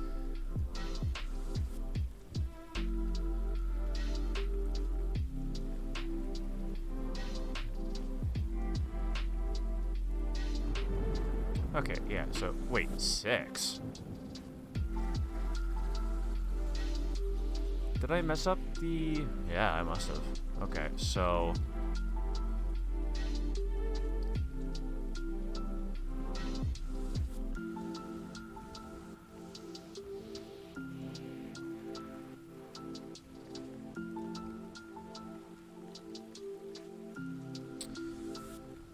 Right. Got it. We need to validate the density.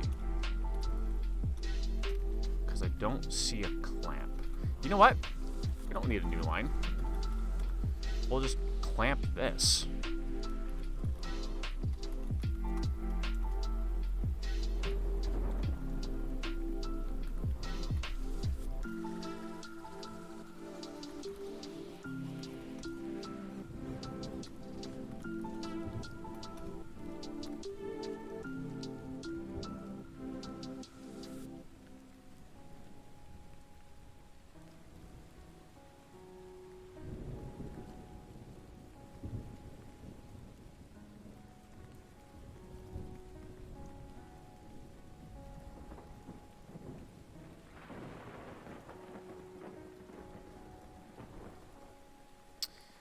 Maybe I did want these to add? Because that's still looking hecka dark.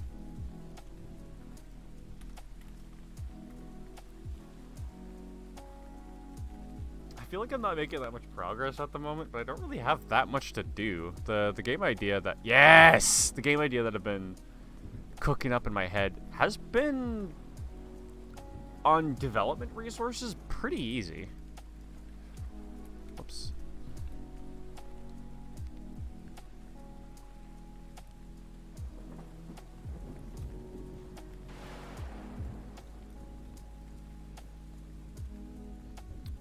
Still feel like I'm going like the same pace no matter what.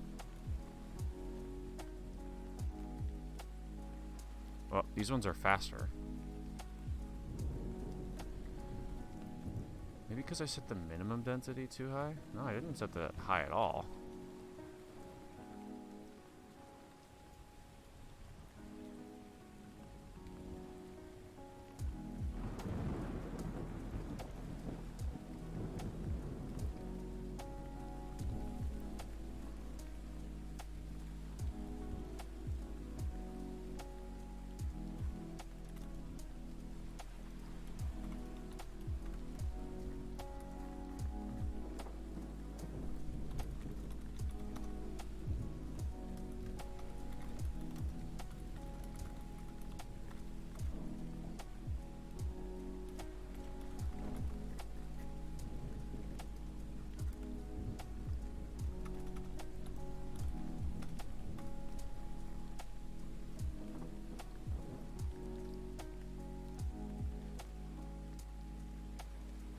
Okay.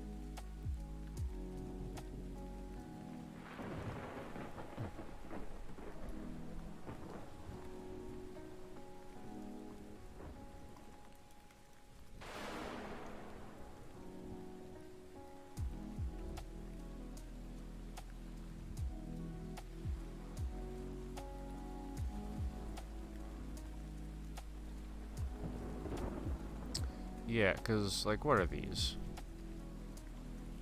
Oh, yeah, these are, like, barely anything, but they still cost...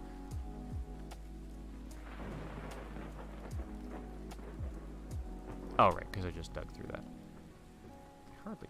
but they take quite a while to get through. Oh, right, my player is spawned at runtime. Game speed. Let's crank that bitch up to a 10. This doesn't seem to be doing anything.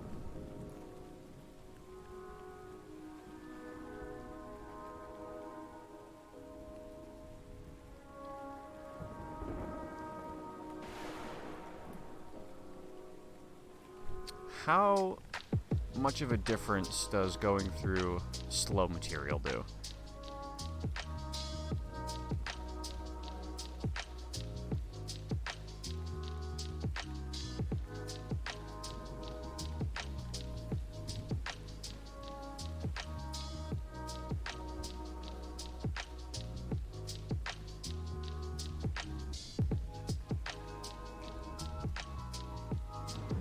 Speed's definitely changing, but not nearly by enough.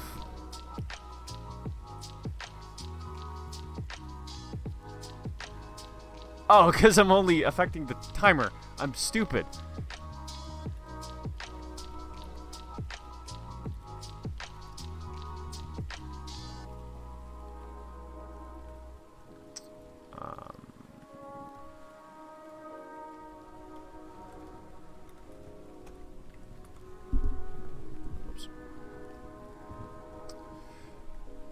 Right, if I just multiply... I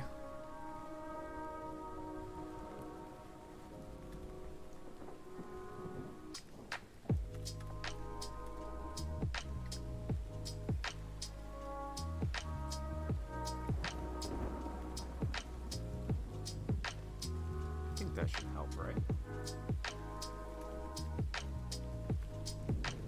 So now if I went over here and adjust the game speed to 10, I should be able to fly. Yeah, there we go.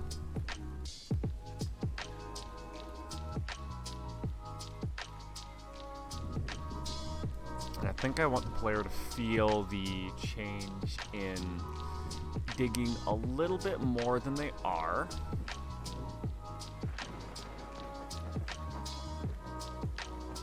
So...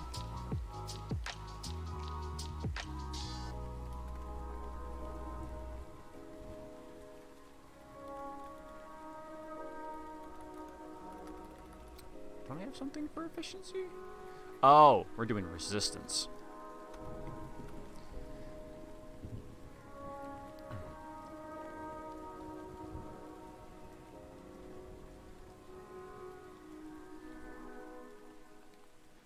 So I should be able to turn like resistance down and get a speed boost. Or if I do like 0.1, that would mean like Oh, that causes bad things to happen.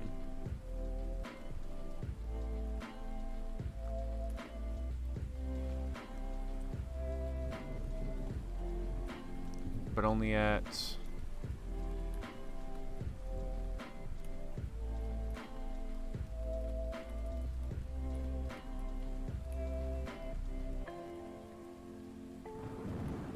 Oh, okay. Resistance is causing some issues. What did I do there that's causing it?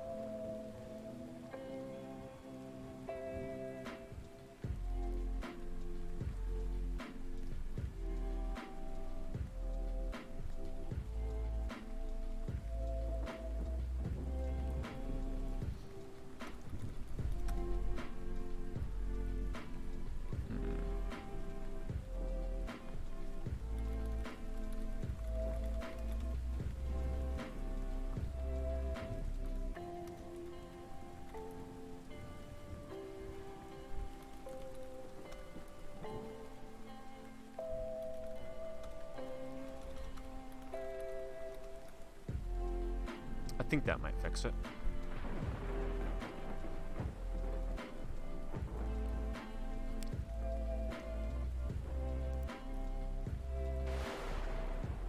So with this, I should be able to do something like set... If I set both of these to 10...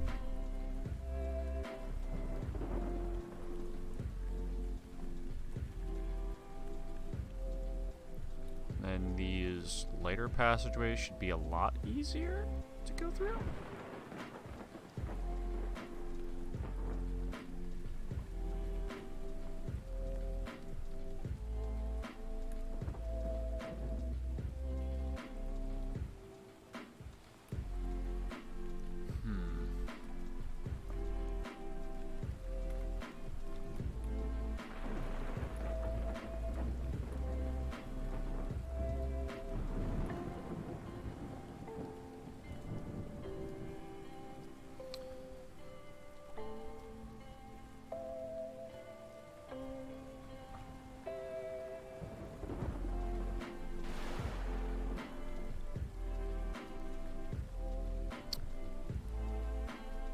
Huh.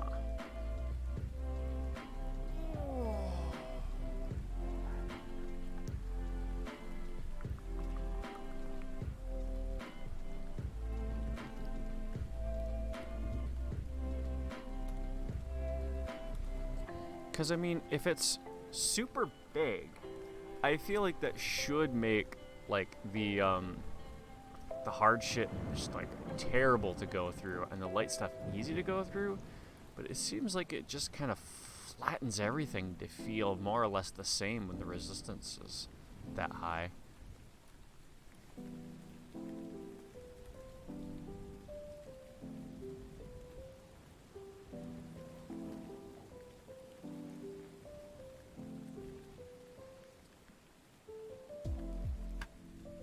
Or you know what? Maybe it does have the correct feel.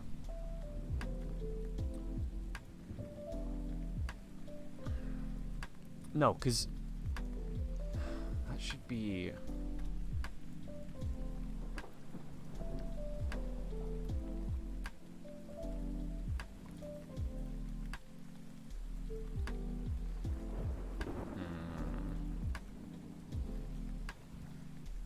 I feel like I'm utilizing this wrong.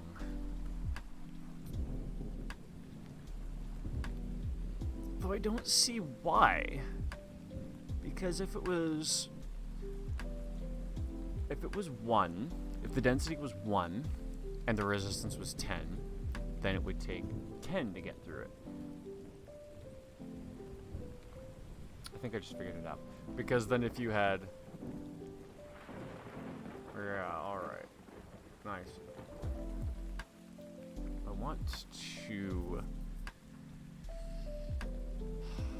What I want is a small power, actually. Was that math.f.pow? It is. Turns f to the power of p. And then, because it's going to be, that will want to keep our everything here pretty small. 1.5 might be too much, but we will see.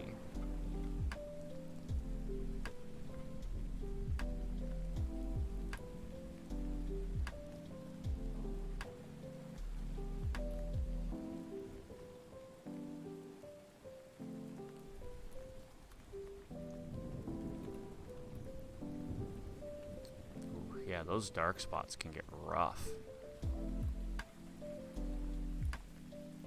That's actually feeling pretty good.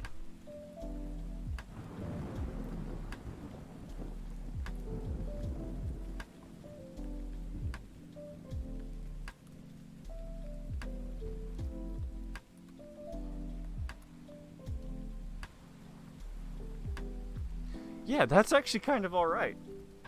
Well, we'll fiddle with that more on Monday, because that's kind of the time I set aside for that. But that's looking pretty good. I kind of like the general way that feels, and it's now modifiable. You know what? It is modifiable. We should make sure that we can put this, like, fucking way out of scope. Because that means we'll have a very powerful tool. Oh my god. We're technically moving. Oh, right, because it's a fucking power. 5 is way too much. Even just 2 is probably going to be, like, insane. Yeah, look at that. That's slow as heck.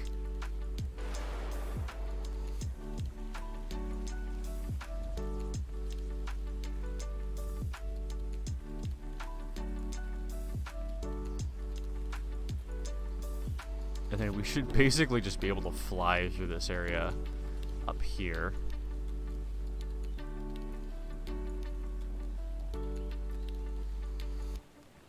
Yeah, you know what? With some tweaking, I think that will feel really good. And then, like, these areas where it's, like, kind of middle ground, like, these would be dangerous to go into if you had, like, a lot of damage on. So I kind of like that.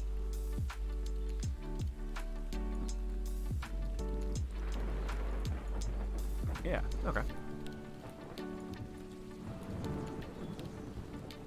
Yeah, and then that's just because we've technically dug through that ground already, so it's like super fast and not getting anything out of the resistance at all. Okay. World generation. More or less done. I think we're just going to want to adjust maybe the minimum density again. And then we'll have to play around with things like resistance and game speed. And then we'll have to figure out how much damage goes in and how much speed we're going to need. So, I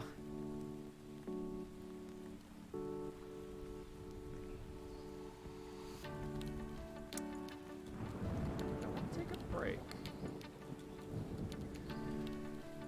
If I were to take a break, what would I do? Well, you know, we were gonna take a break at 6 anyway for 2 hours. So maybe I'll take an hour break here and an hour. Nah, we're gonna keep going. We're gonna push. We're gonna push through. Because we got the world generation system more or less done. Let's, while we're working on the world generation system, move the damage into the world generation system. How about that, huh? How do we do that?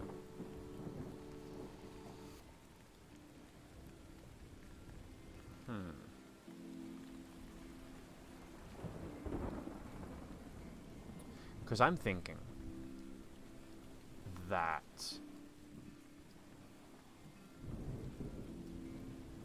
we generate an entirely new Perlin noise texture that is only for the lava. Hazardous lava in my brain. And then based on that, we'll make it kind of like an on-off state. Okay, I think I'm starting to like how this is going.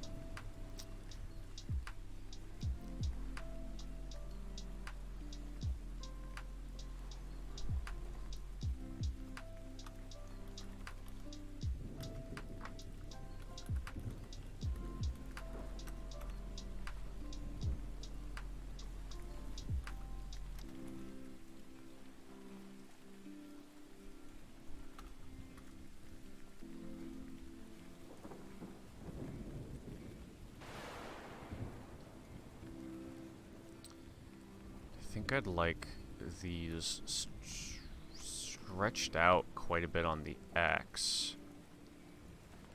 And a little bit more random on the Y.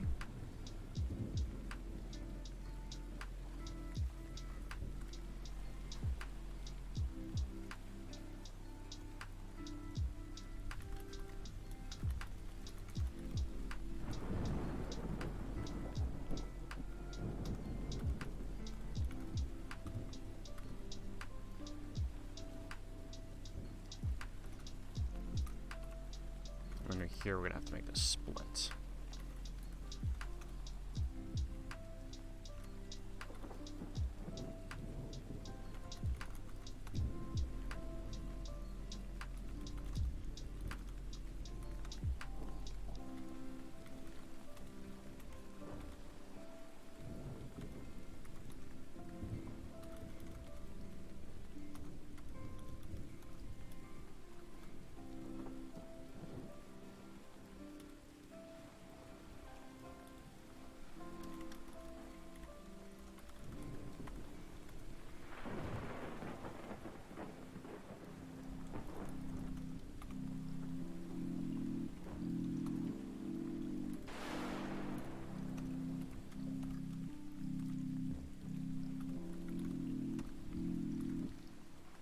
I'm gonna make it always fast as hell to go through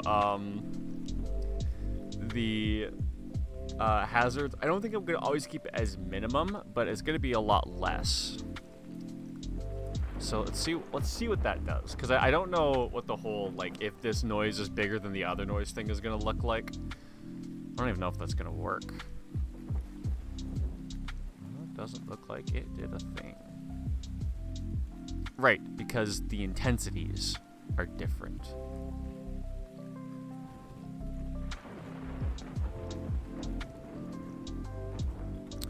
What about, like, if I do a hazard threshold instead?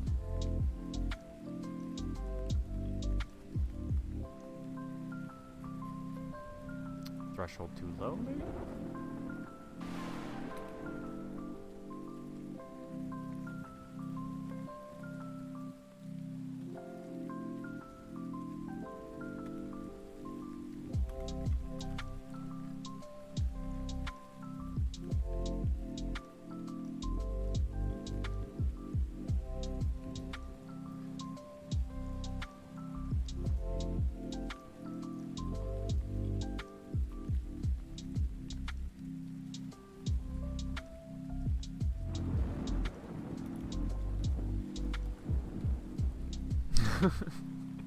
Let's just make sure we're getting anything out of this. Good. So how do I get?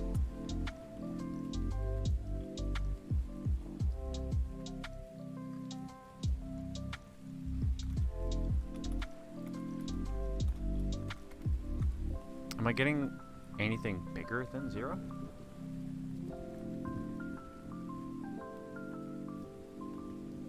So once again, I'm getting Perlin noise that does not generate numbers. My intensity is also probably set to 0 in the inspector, so I'm calling out the wrong shit once again. Yeah, if the intensity is 0.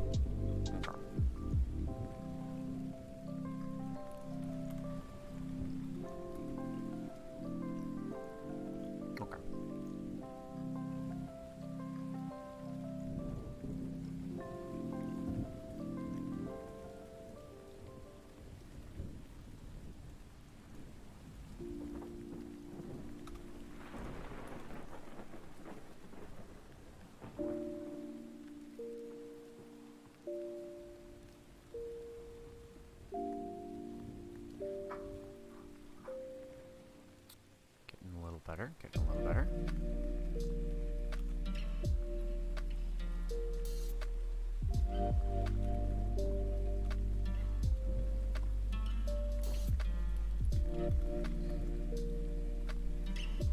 Because I should be able to adjust the intensity to make these better, right?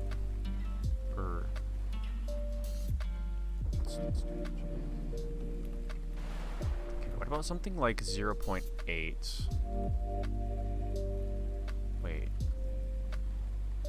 No, because if we adjust the intensity...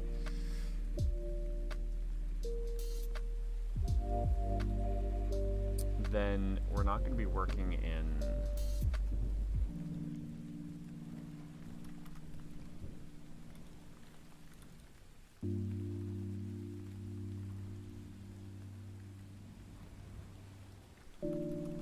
There would be no point in doing that.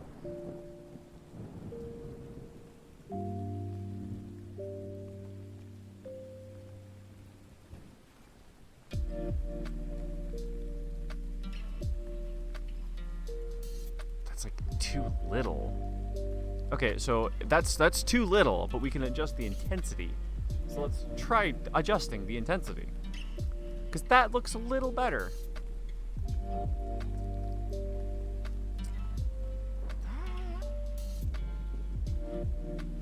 That looks okay.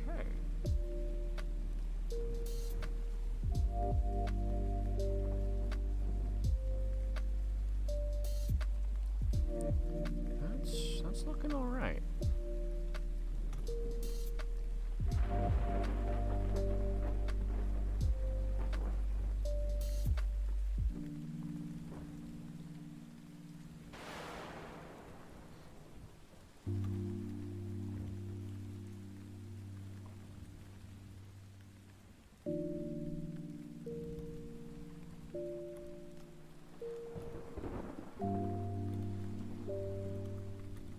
Can I do that? Is that going to cause issues?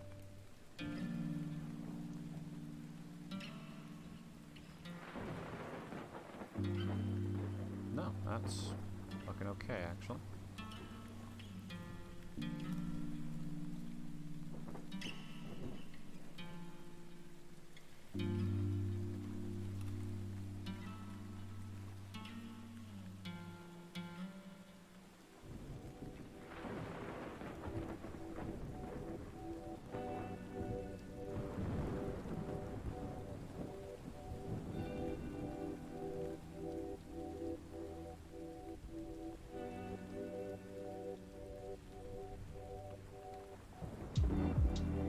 You know what? That's kind of looking okay.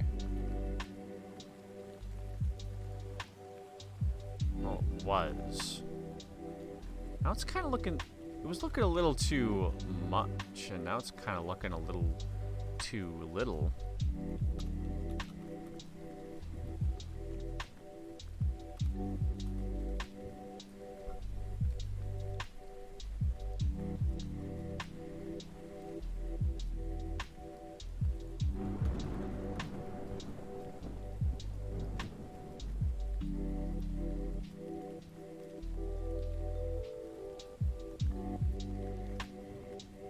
Okay, that looks okay. There's a lot of it there, but it looks alright. There's a lot of it there, but that looks alright. Is it spawning a lot now? I mean... a little bit, but I think that's okay. I think that's kinda the coverage I want. Like, ever-present, but always optional.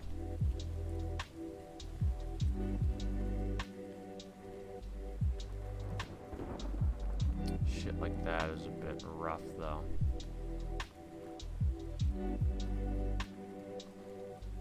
But it doesn't seem to happen that frequently, and I am going to have a lot of, like,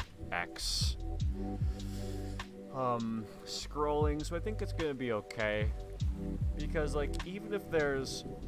Yeah, if there's a long line, like a really long unbroken hazard line, like, say this, for instance, then there's totally merit to digging straight through it. You could go around, and maybe if you've got, like, a whole bunch of gas cans that are going, like, off to the side, then it's fine. But if you don't see any gas cans, then maybe you want to fuck with the hazard. I think that sounds pretty good.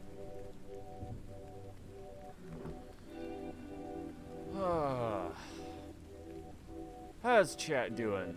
So I've got 3 viewers, and I could use like a half sec to take a breather, drink some coffee. If anyone's got anything to say, I'm reading and listening, ready to respond.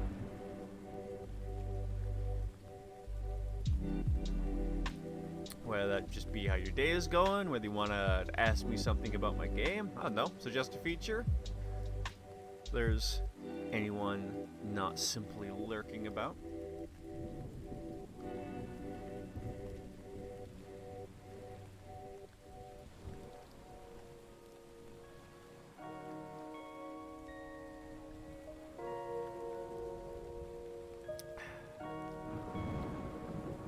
Alright, well, you know what? I appreciate my lurkers too. Thanks for being here. Your silence, but attendance is appreciated. Okay, one thing I'm gonna do, and then I think I'm gonna maybe take my long break today, is I'm gonna get this player controller set up to point in the correct directions, because... Can I rotate the...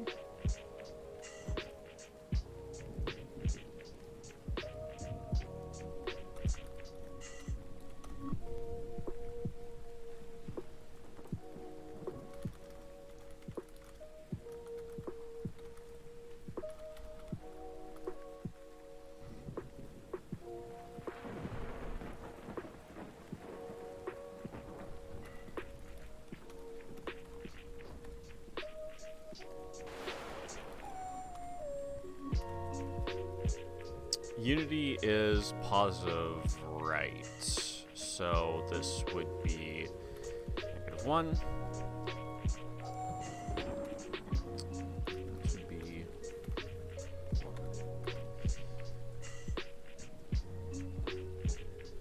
You know what? It would make sense to do it around here. And I think I've committed to the fact that you're never going to be able to push the up arrow for, like, basically anything. Not for movement, anyways. So, get that shit out of here. And we're going to do a switch facing direction, because we've got 3 different states. We've got, we're going to start in case 0. And if that is the case, then... do I have my sprite renderer?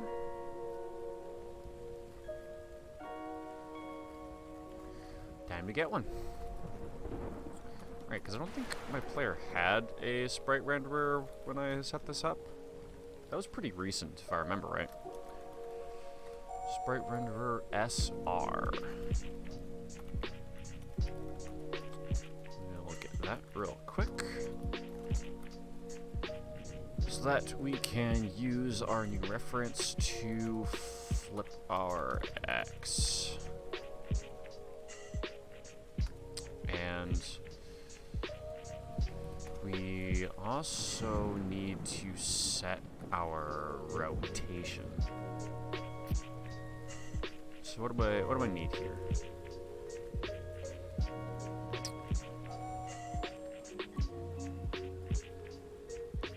So I want to spin on my x-axis to 270, because that would be like that. 270 or 90. 90 for right, 270 for 0. So transform dot rotation. Is that how I want to do it? No. Transform dot. Can I do set? Oh, I forgot how much I hate setting rotations. Setting transforms is... Oh, you know what? I can do it by transform forward. Transform dot forward is going to be equal to...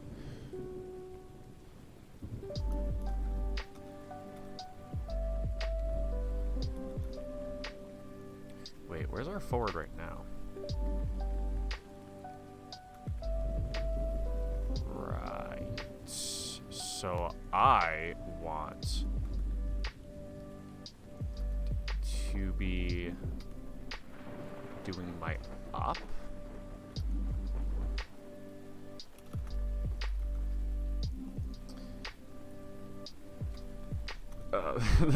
This will eventually start looking a little weird because I'm gonna have to make the left be set to the right and the right be set to the left. But it's fine as long as I Or you know what? We can simply just rotate it and then have the flipping be true.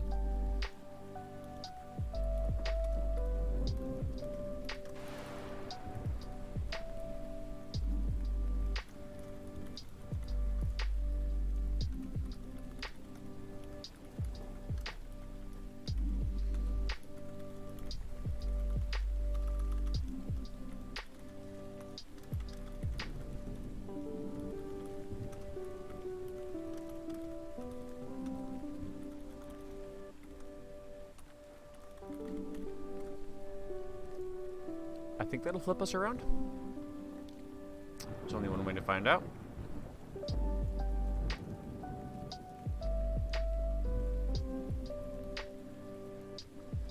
Right, because the camera's a child object of the player. Okay, so that's got to be changed immediately then.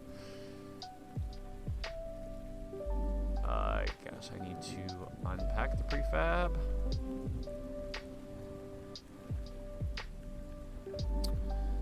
This will cause some problems if I don't reset it up correctly. So let's do that right now because we're missing that player prefab. But I don't think anything else needs a reference to it. So we're probably okay there. We are, however, going to now need a camera controller script. We're not going to do anything major here because honestly, I'm not the best with cameras. I can make them functional, so that's simply what I'm going to do.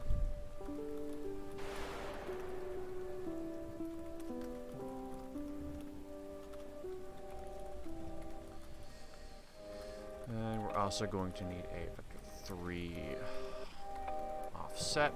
You know what? We're in 2D space. We only need a 2.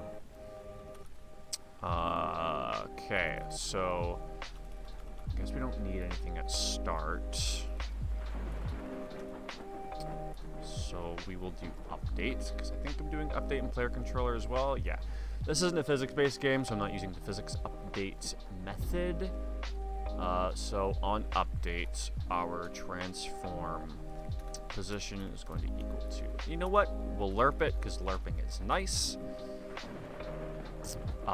From where we are to where our follow target is positioned with the appropriate offset. And you know what? We will actually take in a vector 3 offset because I just realized being able to handle the depth is going to be helpful as well. And then we need one more serialized float to smooth.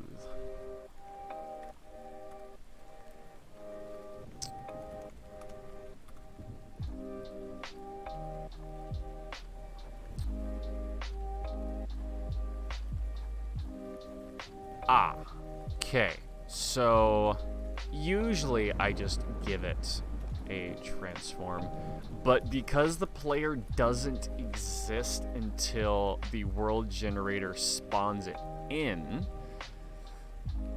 we're not going to be able to use the serialized field for it because it simply doesn't exist. Instead, in the start method, and we're going to switch this over to the awake method, just so it comes out before all of the other starts on the same frame. If you didn't know, that's what it means. And then now that we know that this is going to be after the world generation, we know there's always going to be a player in the scene, so we can do one find object of type player controller dot transform, and we'll make that our follow target. Usually, I would not recommend using find object of type, because the way that particular function works is from your hierarchy, it'll start at the top and it will check every object on the way down until it finds whatever you're specifying. If you're doing that once a frame to find something, it's bad, because that's going to be a lot of checks, and if your thing happens to be underneath all of your level components, which if it's being spawned at runtime, it probably is, that means it's going to search all of your environment and then the stuff that might actually happen. So I don't generally like doing this, but doing it once at the very start of a scene isn't such a bad idea, because then that lets you just like save references to stuff that you're going to need later once on the very first frame of the game, like probably while the loading screen's still active, and it's fine. So that's just a little bit of advice from a somewhat accomplished game dev.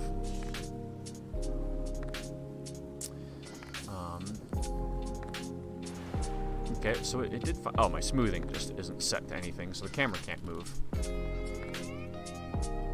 Right, and we also didn't set the offset, so the camera is clipping into where the player is, which is obscuring it based on the camera's clipping plane.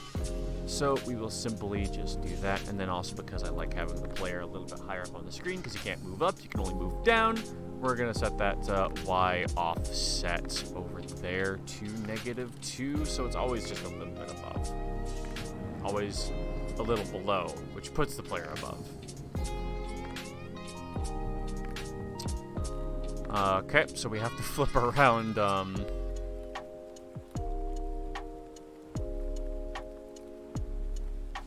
okay. That looked jank, but it was actually something working as intended. It's just the way that it's working is not intended. So why are we not flipping our... Because I thought I did that specifically. Yeah. This one's true, and this one's false.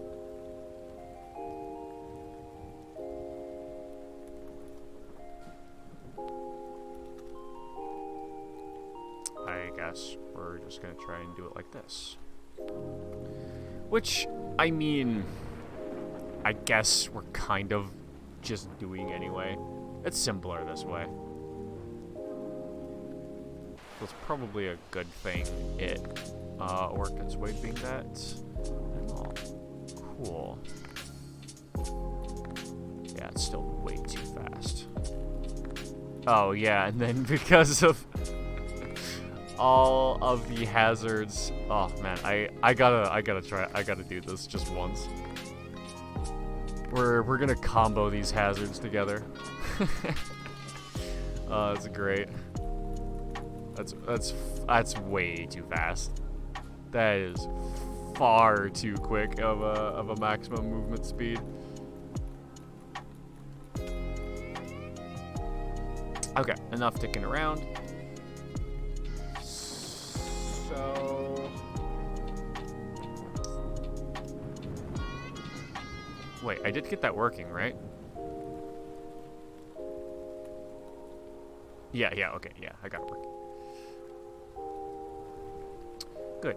So that means everything is technically working the way that I told it to work. It's just I haven't told it to work the way that I want it to work. Specifically. Okay, so we're getting that.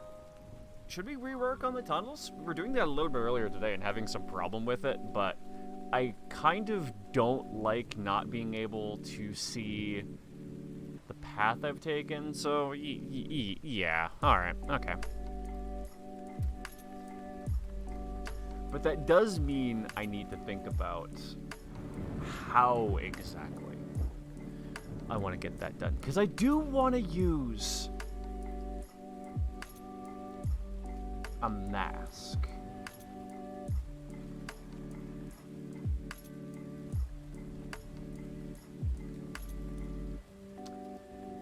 But I guess what I was doing in GIMP was not necessarily applying a mask, but I was applying a filter. So maybe a mask isn't even what I'm trying to do at all.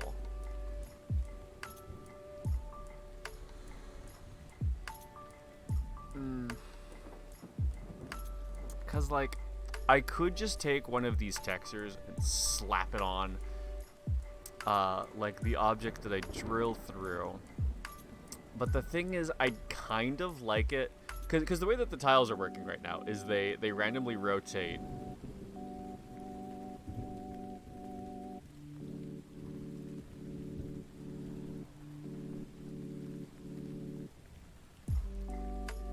They randomly rotate. So, if I wanted...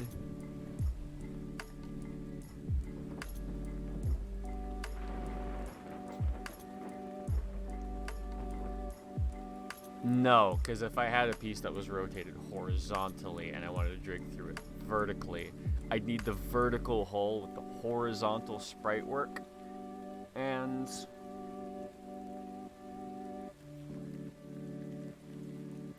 the more I talk about it, the more I feel like that's a bit extreme of a feature to...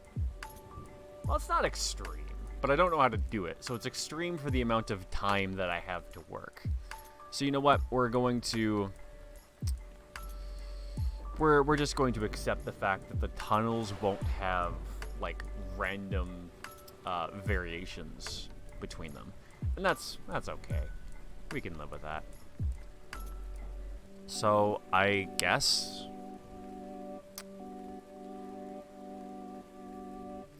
well, I suppose we should first actually try and...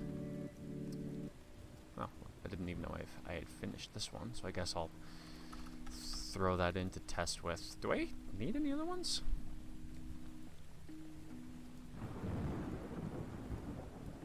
Actually, do I need any other ones? Because we have the plus, we have the T, we have the straight one. I guess all we need is the curve. So while I'm here, I'll just do that real quick. Because that's only going to take like a couple of seconds. And then we'd simply just have all of the different components that we need.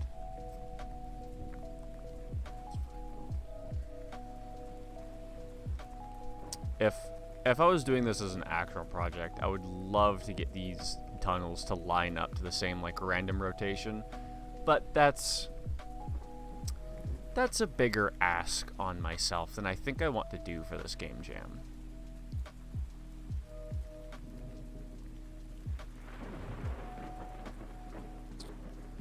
And then we copy the mask, go over here, and paste it in. And... save as curve? Yeah. Cool. So these are... and then this one's called mask, but... because we were going to do this by mask, but not anymore.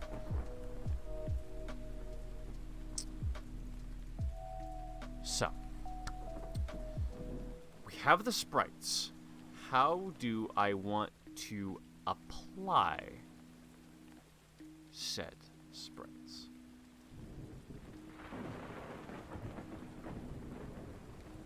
Actually, you know what? These aren't the way that I want to do this. Because I would actually like these to drop to transparency, because I still want the surrounding tunnel to be the correct texture. So how do I do that? Can I just export this? Yeah.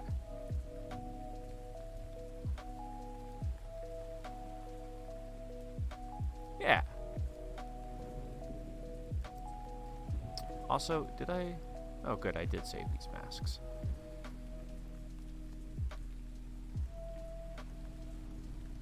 Because then I can just open the ones that I don't have loaded. And this will make fixing it quite easy. Alright. So we have...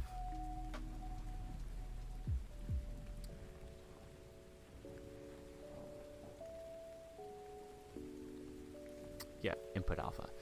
Okay, so we have that. And then we we just need to take this one, and I think I can do it like that without an issue. Perfect.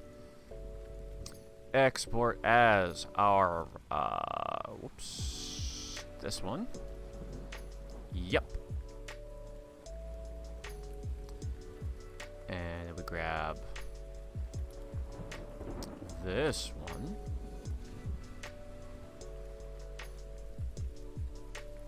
Export that as straight. And finally, and I really hope this works because I don't want to go back over this system. Oops, not the mask, the tunnel. Okay. So that gives us, and I'm going to check it real quick before I... none of these are sprite types anymore, so we will do that. Change the filter mode to point since we're using pixel work, and we're in a 16 unit scale, so we'll do that. And it's not transparent.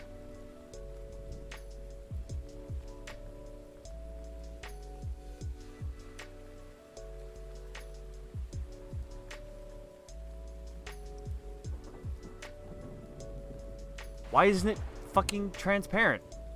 I set both of the things that make it transparent, didn't I? The image is transparent, isn't it? Sure as fuck is. Okay. So...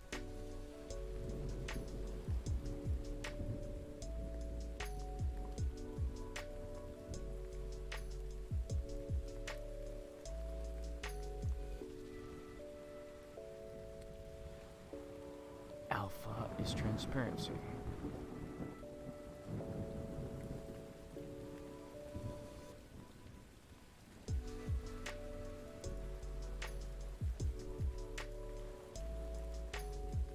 That's kind of strange. Why is... Oh, wait a minute. Am I... Why am I exporting these as JPEGs? JPEGs can't have transparency.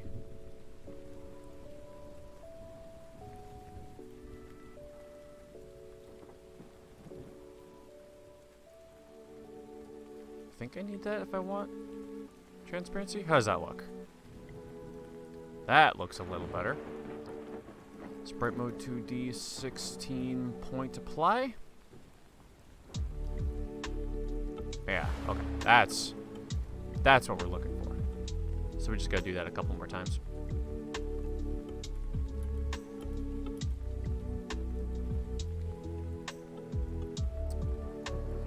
And then we'll do dirt tunnel curve PNG.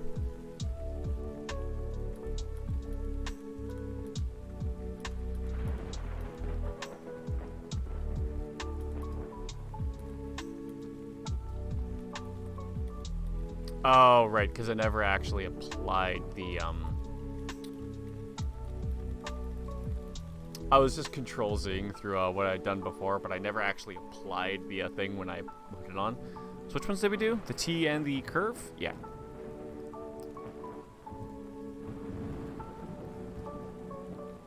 So let's grab that mask and drop her on.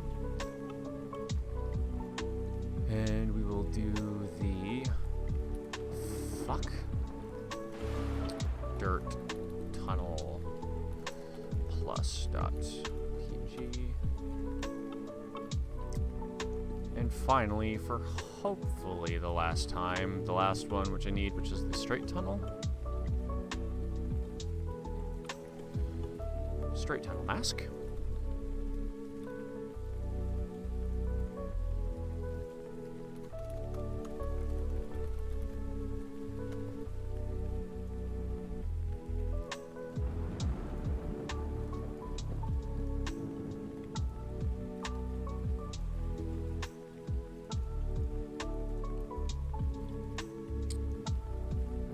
why I'm not allowed to...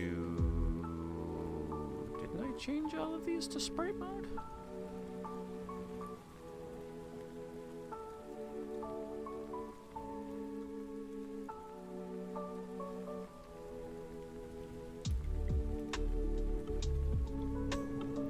Okay.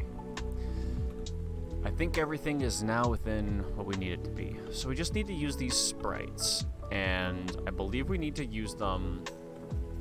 Can I have multiple sprite renderers on an object? I'm not sure if I've ever tried to do that before or not. Where's my fucking tile prefab? There it is. You know what? It's about time we do this, honestly.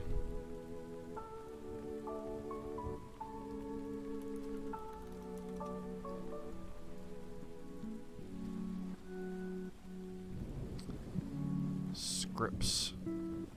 We're gonna want one for sprites. How did I... Okay. Just did everything real slow. Just everything but those two, right? I'm saying sprite is generally a 2D image, and then we'll do material, and I don't know if I'll ever need these again, but I'll have them in case I ever do.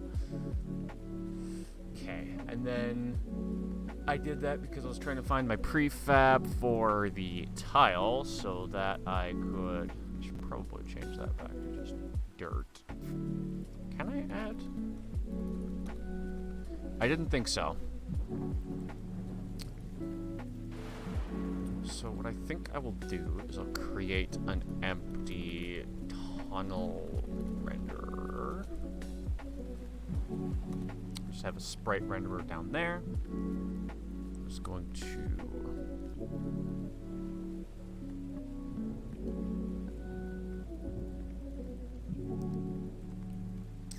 take in.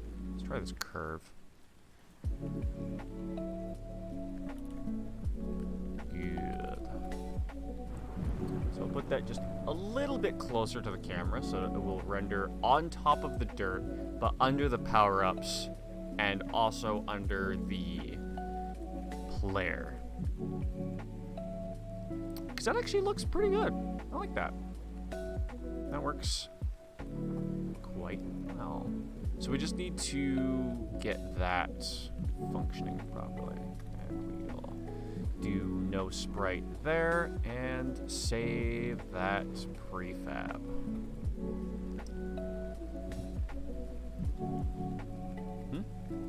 Okay, my Visual Studio crashed, probably from moving the scripts. Or maybe it didn't crash, maybe it just closed all the scripts because it couldn't find out where they were anymore. That also sounds like it could be true. Though it is annoying because that means that Visual Studio has to load again before I can also double click on tile.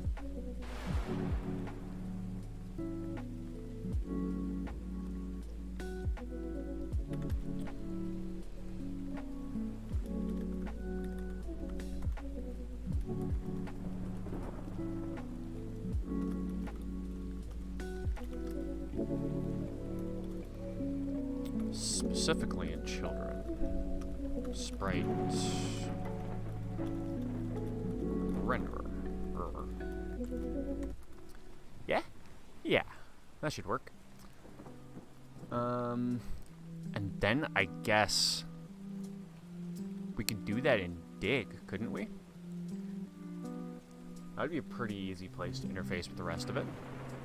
Because I'm thinking we already have this facing deer in updates. And where do we dig? We dig there in dig through tile. Facing deer is a field that we can use, so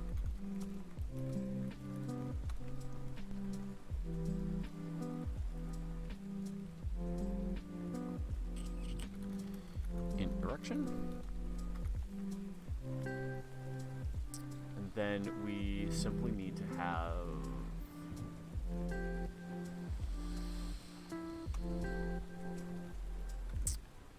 if Okay, let's do just the straight tunnels first. So if direction is not equal to 0,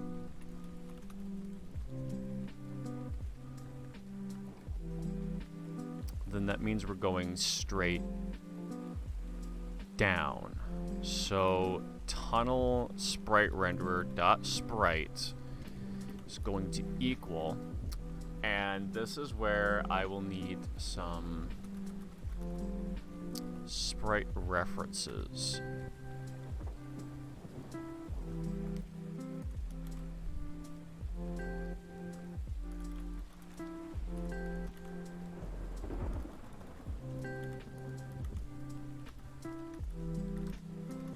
S underscore T and S underscore plus.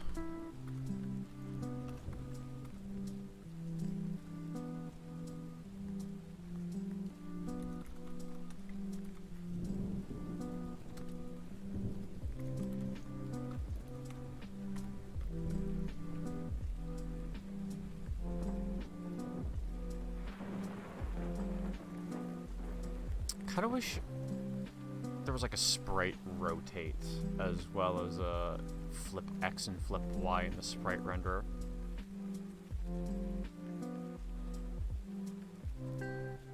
I feel like that could be generally useful. But for now,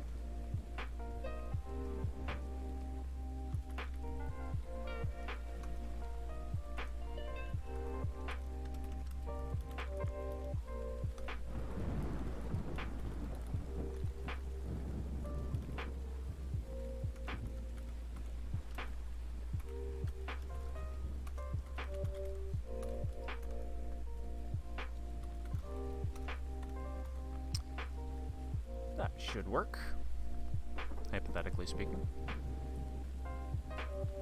And only if I remember to give tile some actual spritage. So I only need a straight one, but while I'm here, I don't think I'm going to change how my plan is for this, so this will do just fine.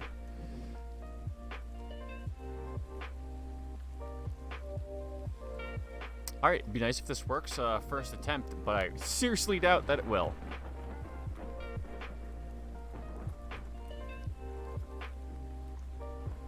Interesting.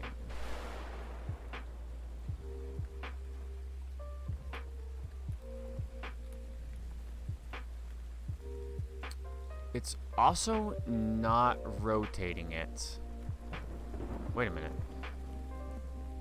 That almost looks like it's not doing it on the correct...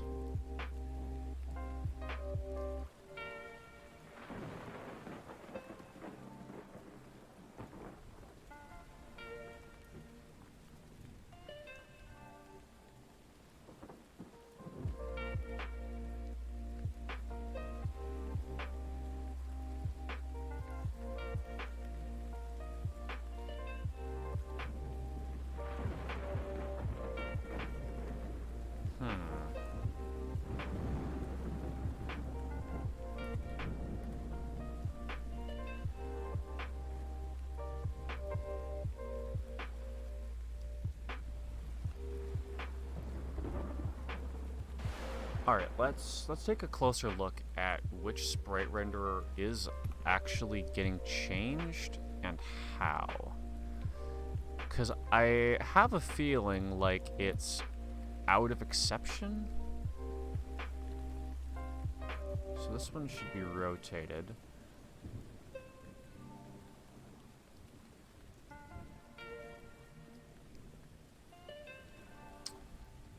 So we still have dirt.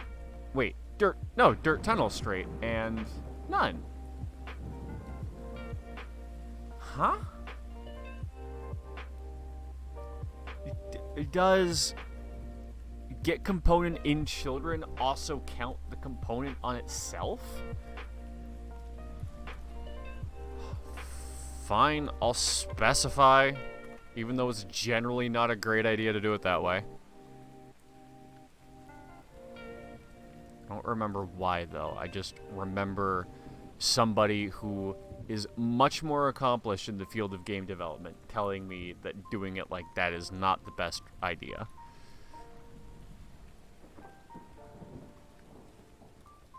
Okay.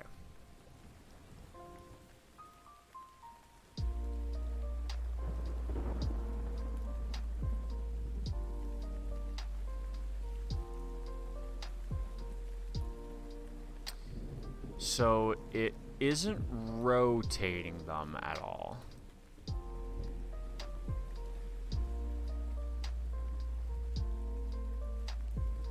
But at the very least, it's dropping them correctly.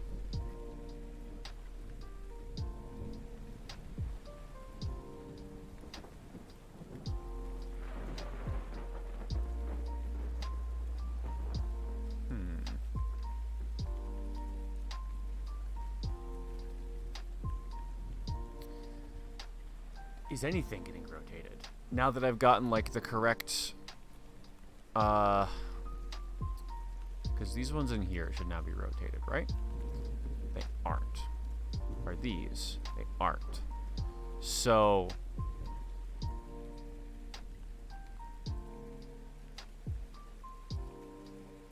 So, what the fuck?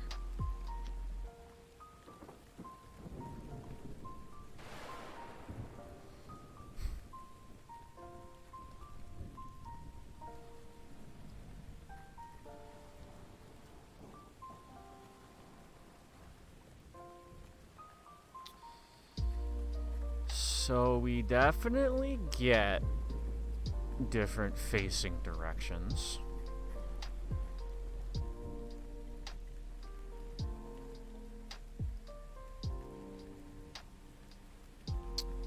Are we getting here?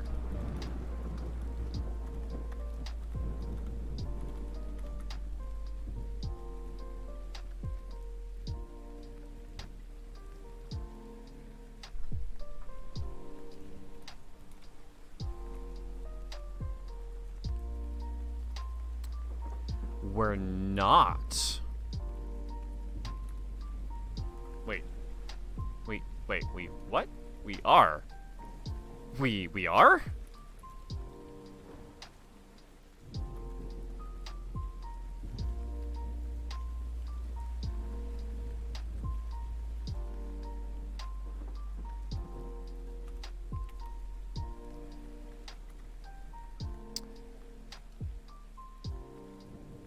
Oh, okay. It was actually doing exactly what I told it to. That, now that I've caught that it was does not equal 0, I think it should work.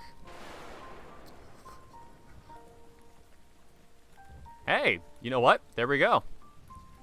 We don't have any, like, validations for, like, creating corners or shit like that. But you know what? That is step 1 of making it work.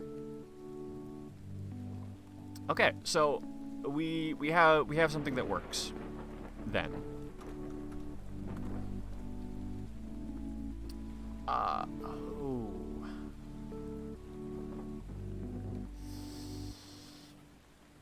Okay, so essentially each, so up has a dug or not dug state, left has a dug or not dug state, etc. Going around. Can I use that in some way? Because now that I have the system in place that's allowing me to change what the sprite is based on what direction I'm going, I need to figure out the logic of using which sprite in the right circumstance and hopefully not making it so convoluted that nobody could ever possibly, like, read it. So, to get there, what I'm thinking is I save 4 local variables, probably booleans, I don't see why not, that represent the directions that we have dug into.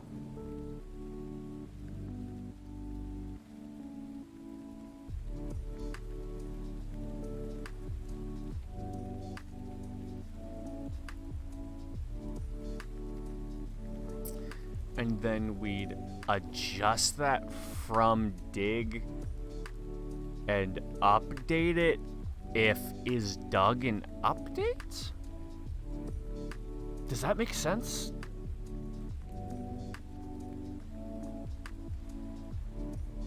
I think that makes sense. Let's give it a shot. So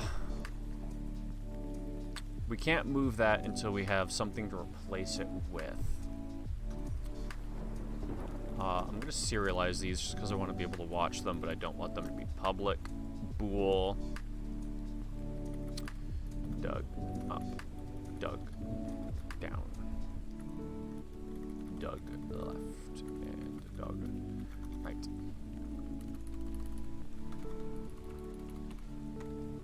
Cool.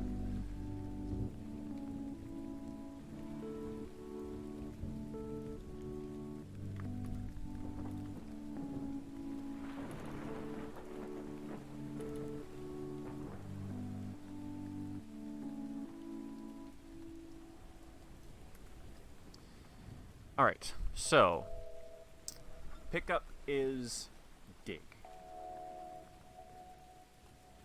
So to get this going correctly, we're both going to need to set it when we dig in as well as when we dig out. So you know what? Dig in. Dig out.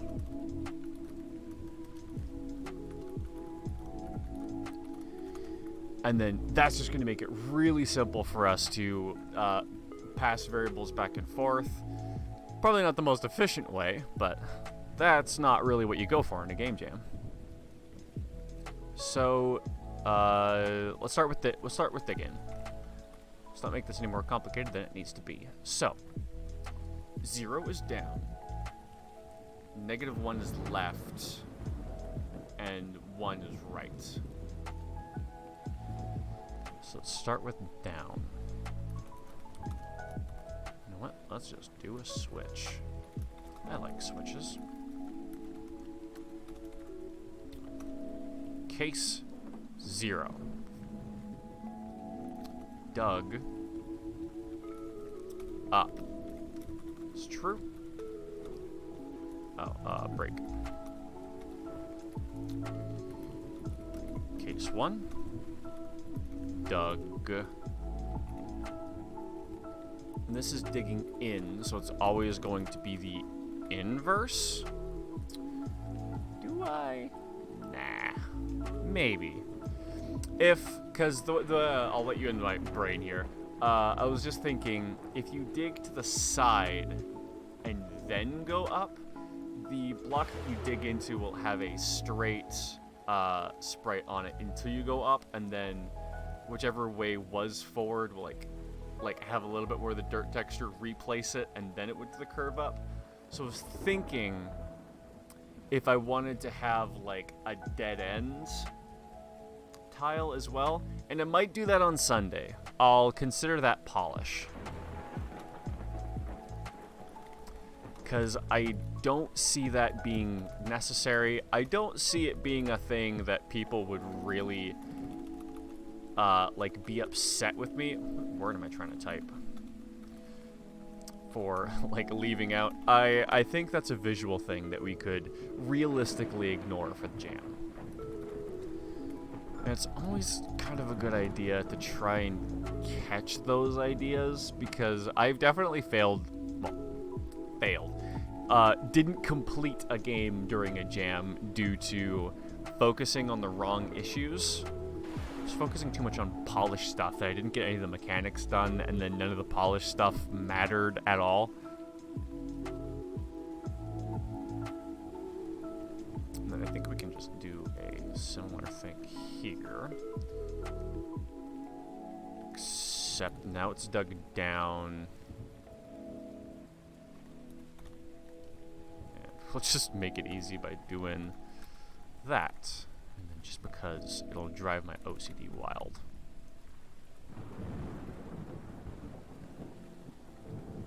Okay.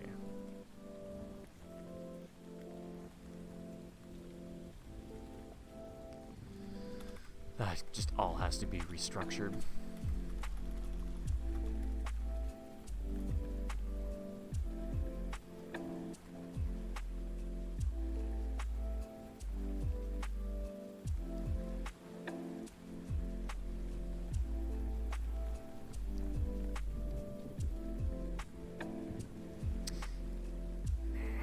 I was thinking of something, but it'll probably just cause a bug later. So we'll keep it simple. Dig in. I mean, we have all the sprites in place, so I should just go for all of the logic.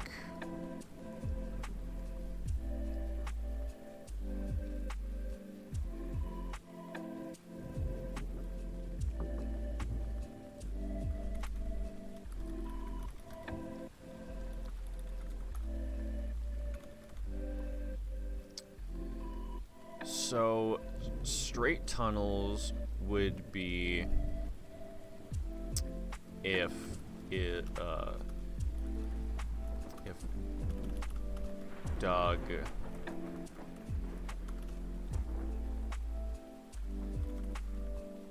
dug up and not dug left or dug right.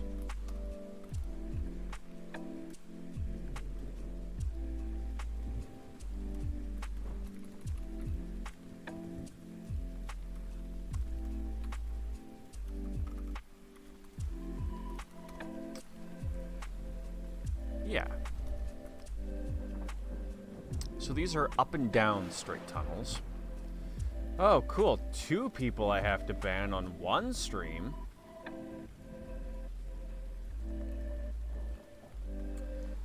Alright, so these are up and down straight tunnels. So then tunnel sprite is equal to what do I call this? S and then straight. Yeah. And then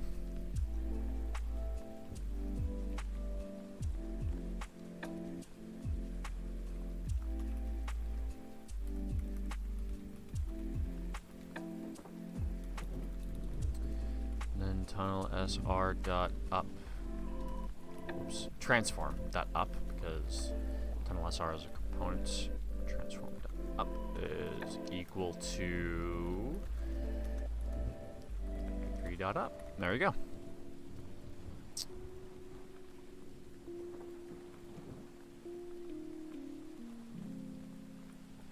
Else if.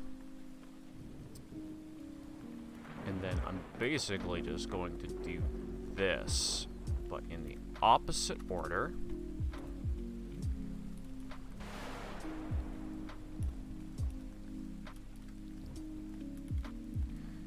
So now if you only dug left or right and not up or down, then we still do this, but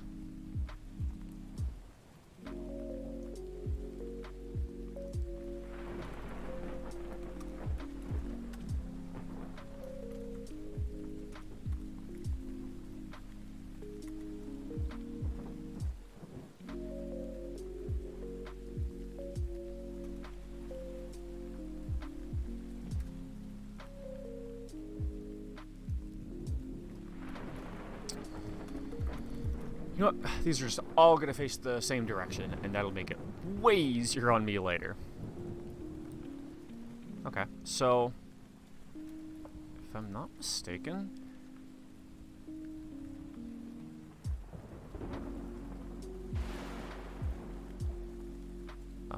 I also need to do dug out.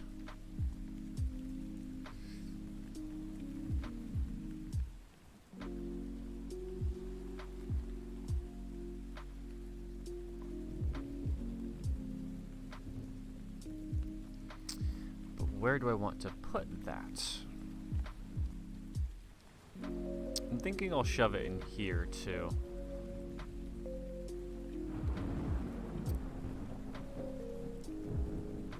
So I'll do it after is digging and then before everything else, and I think that will make sense to sort it out anyway. Keep it nice and organized. So what I need is to call my current tile dot dig out, and then I take in my facing gear from there. The only thing I have to make sure of is that... Okay, no, perfect. I set it here after I'm done digging, so it will take my current tile before it resets it, so it should be the correct one. Should. So I think that means I should be able to dig correct-looking tunnels now? Looks like it.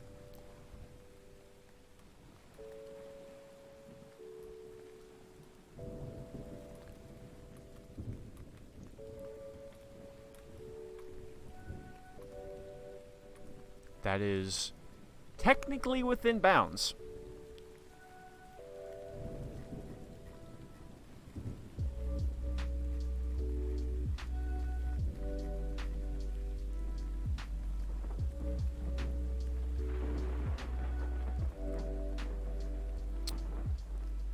Right. Okay. I thought there was a bug. There's not. I just haven't put in the other code that will obscure it completely. So these are my straight tunnels. So let's do curved tunnels next, because that'll be the next easiest thing that'll come up. So in this case, if dug up and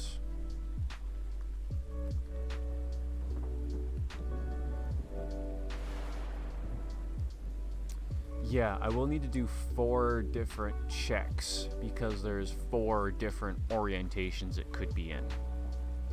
Makes sense to me.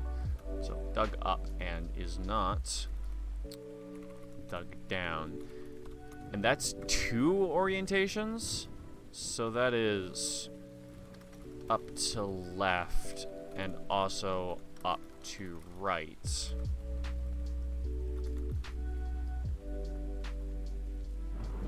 Oh, we're also gonna want to do, because these are coupled, and then we need an and.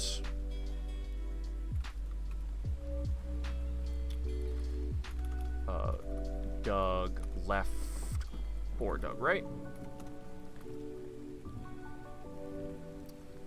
Else if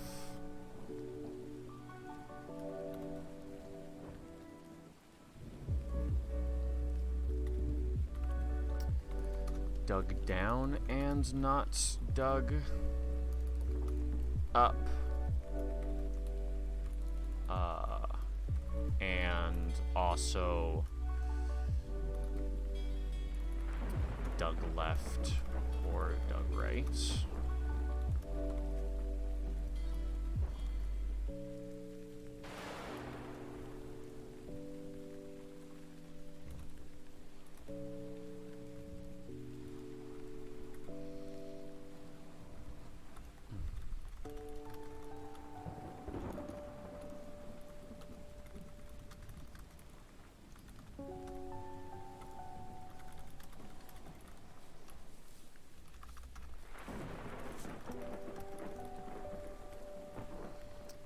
So we have up to left, up to right, left to down, and right to down.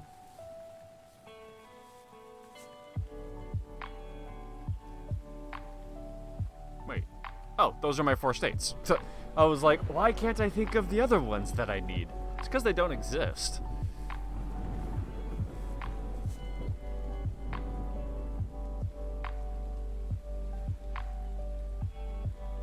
Okay. So here, where it's up to left or up to right, we want the tunnel sprite renderer sprite to be equal to our sprite curve, which I think points up by default, so that's good. And then our tunnel SR dot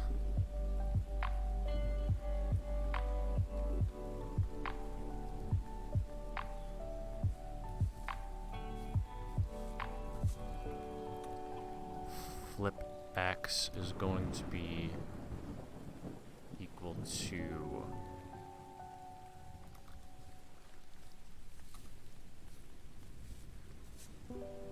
Doug, right? Because the ship rotates. But I think I can... Oh, no, I will have to rotate the T piece. And straight piece. Can I rotate the...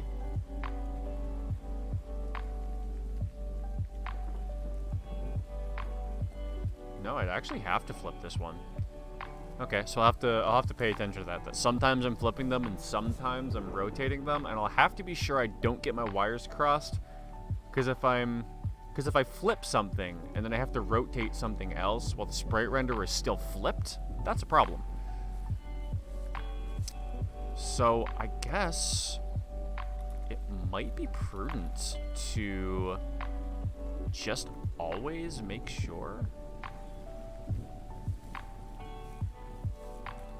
This feels a little redundant scripting-wise, but if I think of a better solution later, I'll swap it out with a better solution later.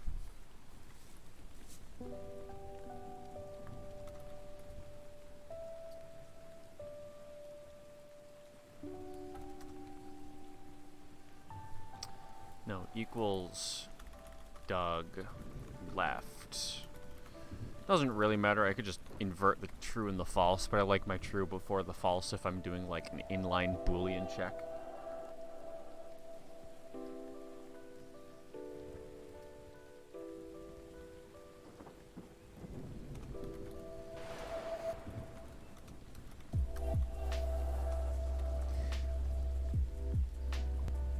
Oh, but you know what? I'll also need to make sure it's rotated correctly at the same time, because I could easily rotate it by the straight piece, go back in, drill down a new way, and then have the sprite mode flip with it still rotated, which would be absolutely wrong. Absolutely not what we're looking for. Okay, so that's up to left and up to right finished, question mark.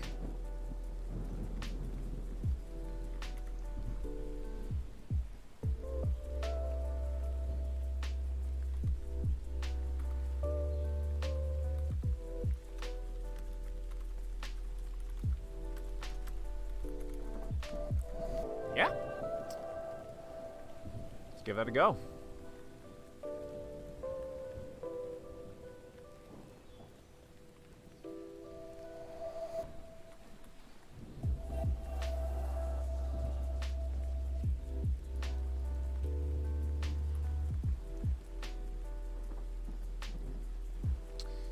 Well, on the bright side, it is correctly deciding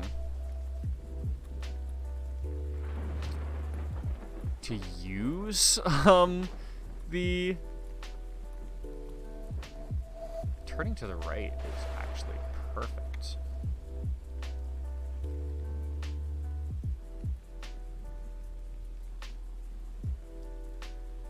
So if we dig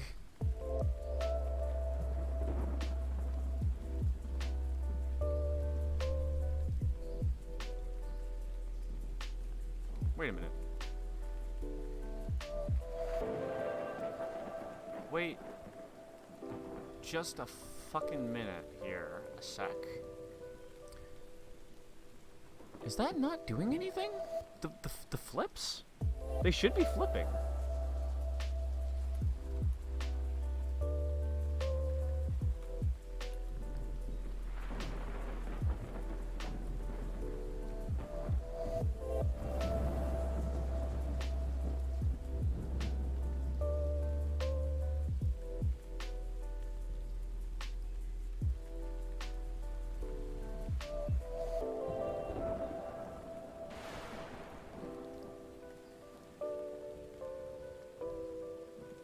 Wait, no. Oh, I see my issue.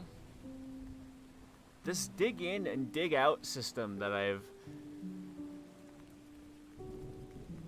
made is problematic. No, it's not. Never mind. Might be.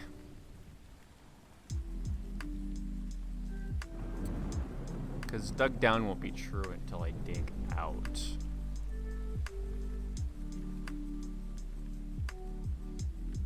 Yeah, current tile dig out. That makes sense. That is what needs to happen. So I'm just not flipping it right?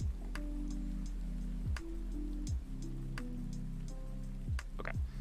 So let's figure out which ones are the issue. So down to left is good. Left to down is bad. You know what? Let's fix these one at a time and then just remember how it needs to be fixed. Because that's going to be way faster than me just trying to remember all of the information simultaneously at once. So down and to the right. No issue. Right and down needs Y flipped. So if dug down and dug right, then flip Y.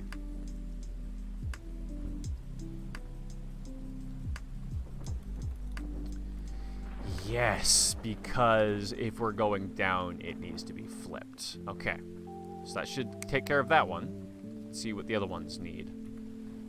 Bad seed.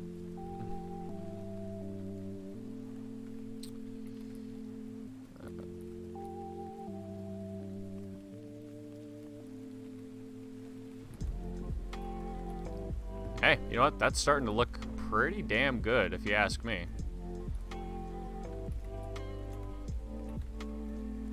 Cool.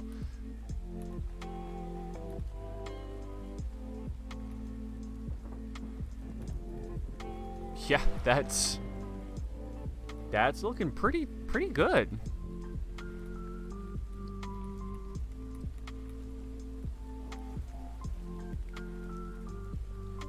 And if we look on the map, we can clearly see the exact path that we took down to the bottom. I love that. I love that. Cool. Cool. So then I think I can keep all these the same. And now all we really need are the T-tunnels and the plus tunnels.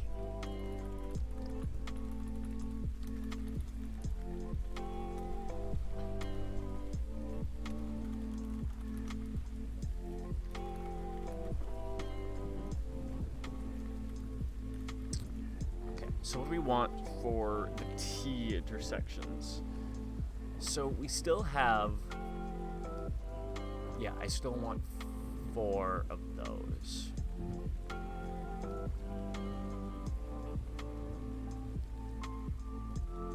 Yes, I do. I still want 4. So, to first check if we are in a T situation, 1 has to be true while the others are, or sorry, 3 have to be true while 1 isn't. So if we're already in an if. If up, dug up.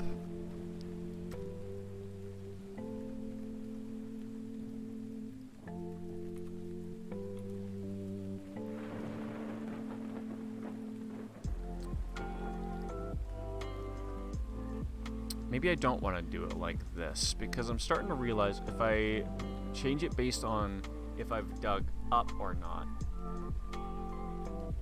Actually, it would make way more sense to just check what direction isn't dug and then just set to that, right? Okay, so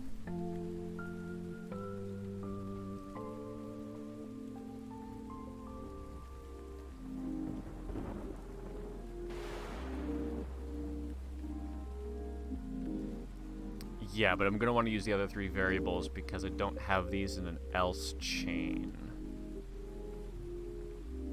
Could break it, but I don't feel like doing that. So we're going to do it like this.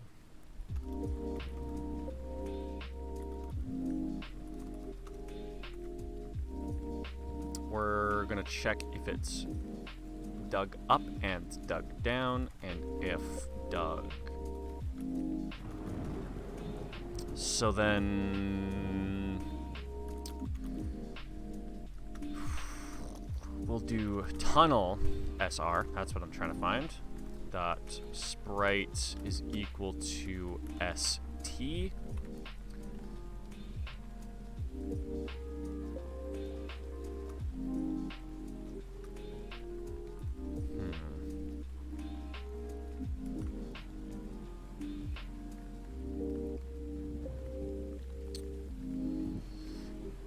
So it's going to be a straight shot down with either an opening on the left or the right.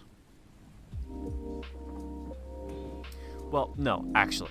I'm going to do the same method, but I'm going to switch this up a bit just because the way that our sprite is set up right now, that it's left to right open.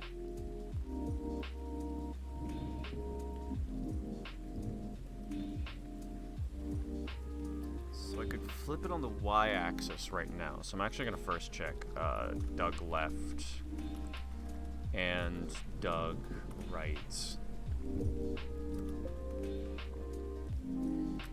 And dug up or dug down. And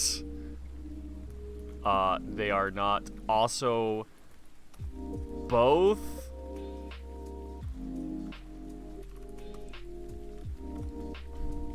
Right? If left and right are open. So if left and right are open, and up or down is open, but not up and down, then we do it. Is that too complicated? Tunnel dot transform dot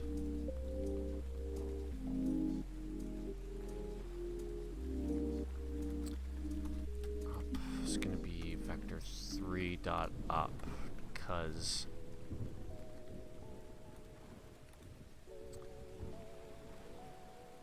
Doug. Wait. This is left to right complete. So in this case, tunnel.star.flipx always false. Why not? Then tunnel flip y is the important one.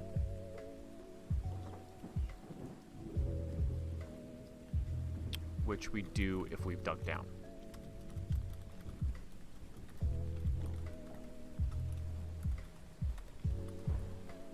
Yeah. So that handles the up and down T tunnels.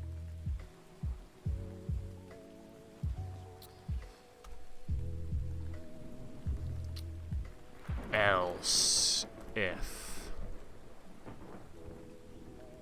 I guess in this case, we want to check if dug up and dug down.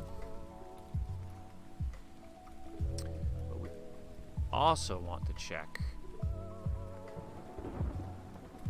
that we have dug left or dug right, but we have not also dug left and dug right. If that is the case, then I think what we need is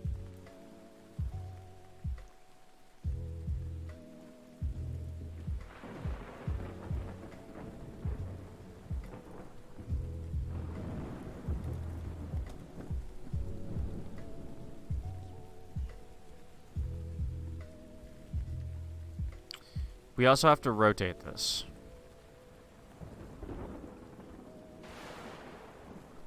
So this is up and down, right? So we have to flip it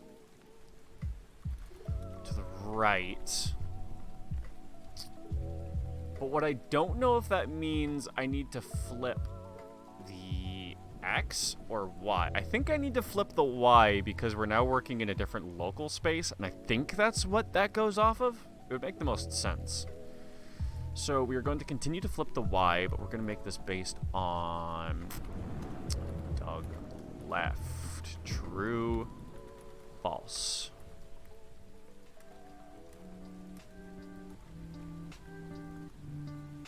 And then if we've dug up and dug down and dug left and dug right, then tunnel.sr is going to be sprite equal to s underscore plus. And honestly, the rest of it doesn't matter. So let's see if that all works.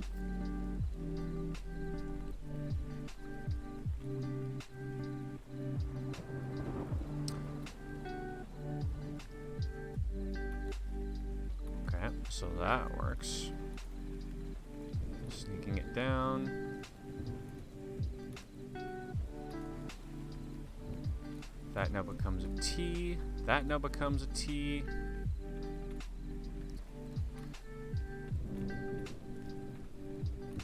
That is a little fast.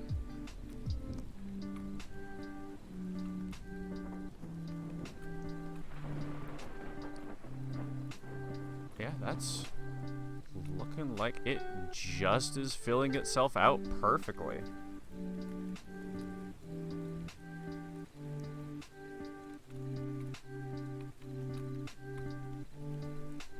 Yeah, there we go. That looks perfect in every possible state. Down to left, right to down, yeah, right to down, or left to down, right to down, and then I guess we already tested right to down, right to left. That T is working, that T is working, and the pluses are putting themselves in correctly. Is there anything else I had to do? I can't say that there was. And you know what? I do actually kind of want the dead end. I think I do want that. And I don't think it's actually going to be that difficult for me to do, actually. Do I want to do that? Sure. Why not? Have a little fun, why don't I?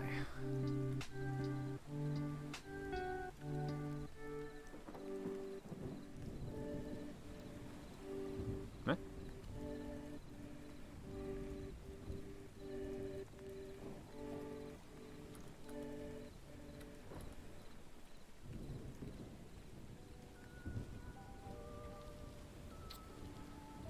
Okay, so we want at least 2 there. Oh, you know what would actually be kind of a cool look is if I made it like to the shape of this ship, right? So it's 2. Okay, so it's 6 wide. And then I can just work out the rest from there. It's a 45 degree. That can't be difficult. So there's 2 here. And then I'm going to want... I'm going to do that.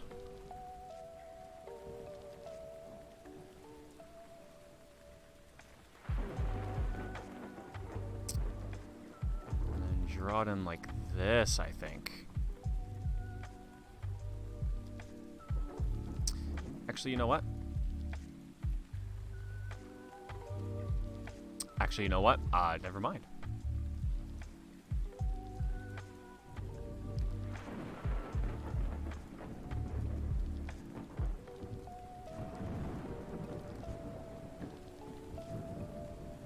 Cool.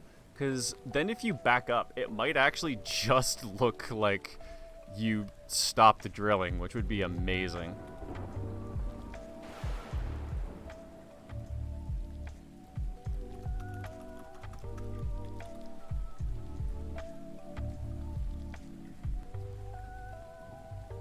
Okay, so then all we gotta do is put that one in.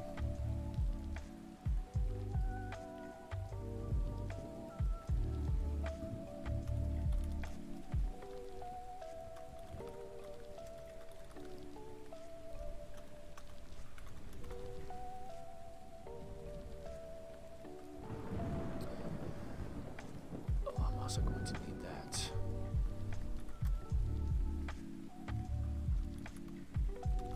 No, I don't need a bool. I just need this. Did I? Yeah. Cool.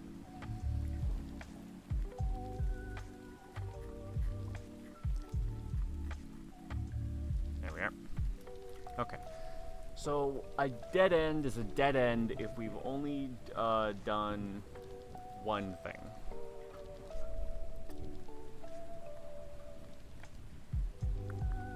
I guess we'll do up and down dead ends and then left and right dead ends in sequence because we've kind of been doing that the whole way. So if but we have to check all of them, don't we? Okay, let's just do 4.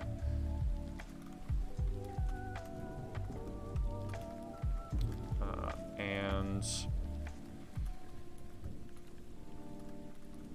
dug down or dug left or dug right. It's just up. It's just up. Then yeah, basically this, but as end.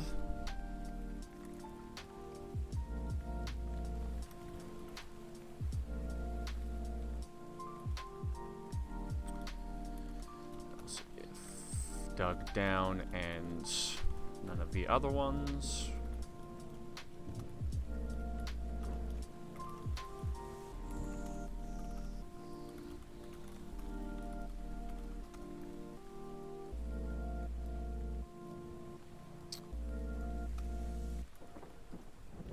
Basically do that.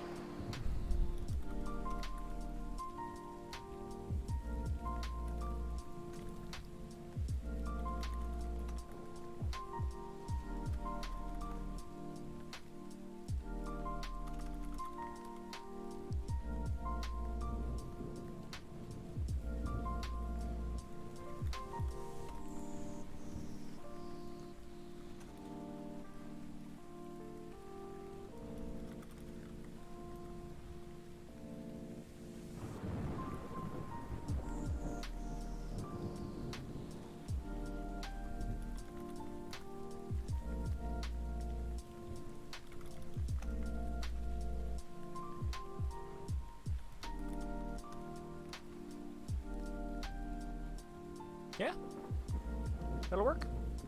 You think?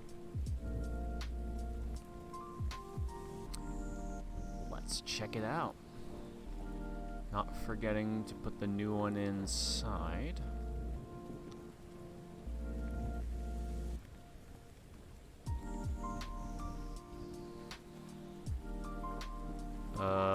Where is it?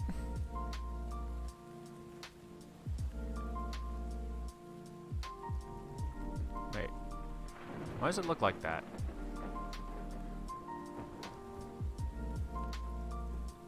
Oh, you know what? It's not actually anything. It's just because I haven't changed its type yet.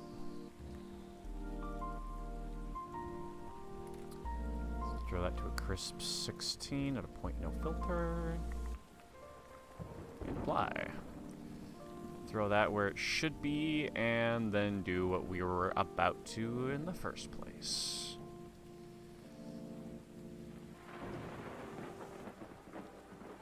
Where'd it go? Wait, where'd it go? Wait. Did I put that? Oh, whoops. Tunnel end. Let's get it on.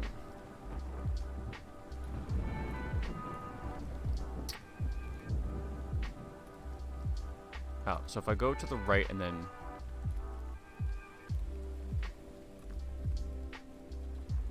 Right, because the straight tunnels aren't already checking that.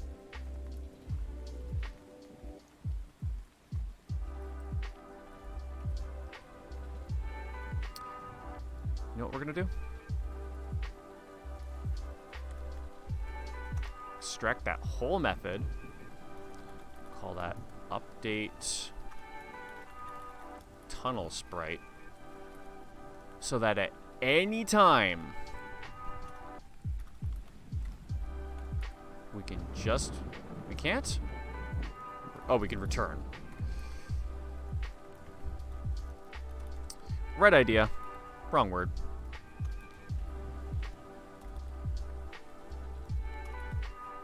And then, because I've kind of specified so specifically what all of these are allowed to be, I think we can get away with this, because I don't think it'll ever like run through a situation where multiple things are true and it's just working out because of the order we put them in. And if that is the case, I kind of want to change that anyway.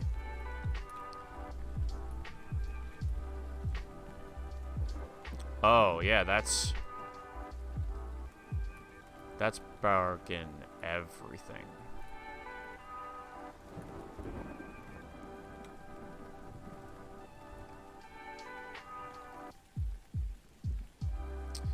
Okay, you know what?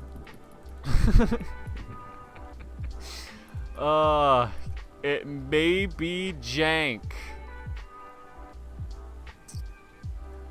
but we're only going to get rid of... Oh no, I do want those. But we're only going to return on the singles? Is that a bad idea? It might be. It might not. I don't know.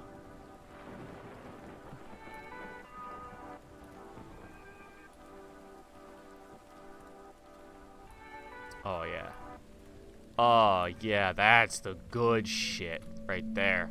Oh, yeah, that's the good shit right there. I like that. I just realized there's two states that we can basically never be in. One that we can explicitly never be in, and then one where we're kind of like obscuring the uncompleted tunnel. I don't know what I'm trying to say. That looks really good. That looks really good. Because the one thing that it does do, like you can't see the tunnel in front of you, which is technically a visual feature. I will take that. And I will take that happily.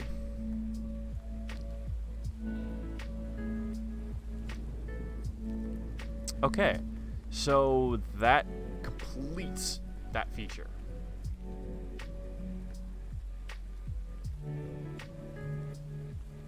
What else do we need to do? I mean, a lot of things, obviously, but like, what is the next thing that we absolutely definitely need to do? because we still have the power-up system that needs more work.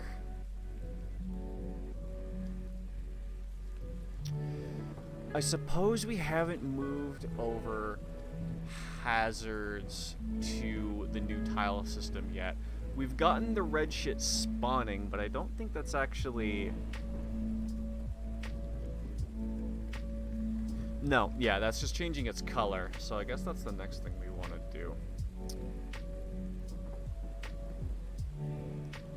Yeah, okay, so we need to change the level design, or the world generation system, to also actually include hazards so that it works into the way that it's working with the pickups right now. Then for pickups, we have the fuel, but we also need the speed boost and the score increaser, which I guess means we also need score.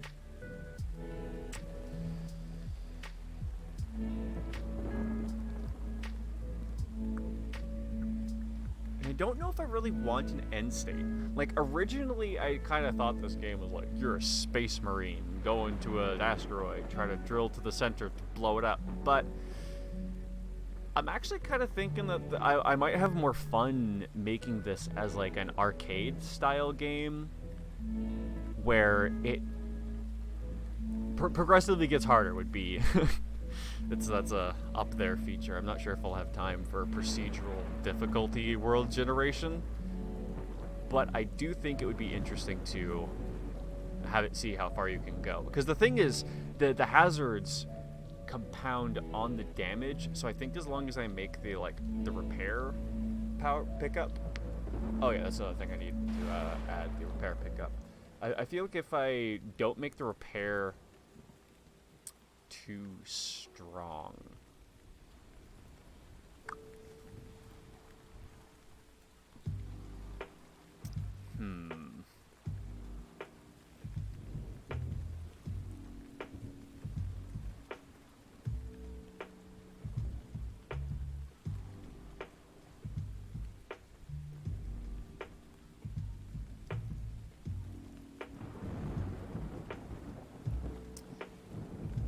Maybe I could increase the difficulty. Oh no, you know what? Increasing the difficulty of this game shouldn't be that hard at all, because I would be able to do that by adjusting these H intensity and D intensity variables, because that's currently what's controlling how many hazard blocks. Oh, you know what? That's actually a thing that I really fucking need, is infinite generation. Currently, it's just the same every time. It it just spawns in this whole grid by what I set it to, 25 by like 12 or something. 16 to 25. That makes sense. You know what? I'm kind of feeling it in me that, you know, I've been going for a good couple hours, and I think I only took a 15-minute break in the entire 4 hours that I've been working here. So, seeing as my original plan was to work to 6, and if you can't see it, it is almost 6 right now. I'm gonna take my 2-hour break, just generally not stress about things, kind of let some thoughts propagate in my head of how I'm gonna want to do this later. And I'll be back in 2 hours at 8. Gonna kill the stream here, but we'll be back. We'll be back to hopefully, and this is my plan, and I think we're gonna get there today. I feel confident. My plan is to come back and have a testable, playable copy. It won't be like feature complete maybe, but I do. What I want is a product that if I spent 0 minutes on, from that point, I could still submit it to Ludum Dare. It wouldn't be a good game, but it would be a game. And then we'll use Sunday to try and put that good adjective on there as well, and see how that goes. So, yeah. Thought I'd stall for time to make it directly to 6, but you know what? We'll call the stream a minute early. How about? For those of you, because there's actually quite a few of you here today that are watching me make this progress, thanks for tuning in. It's a major boost to the motivation, and I appreciate it a lot, so I hope to see a lot of you back in 2 hours when we try and finish this bitch off. So, until then, have a good day, and I hope to see you around.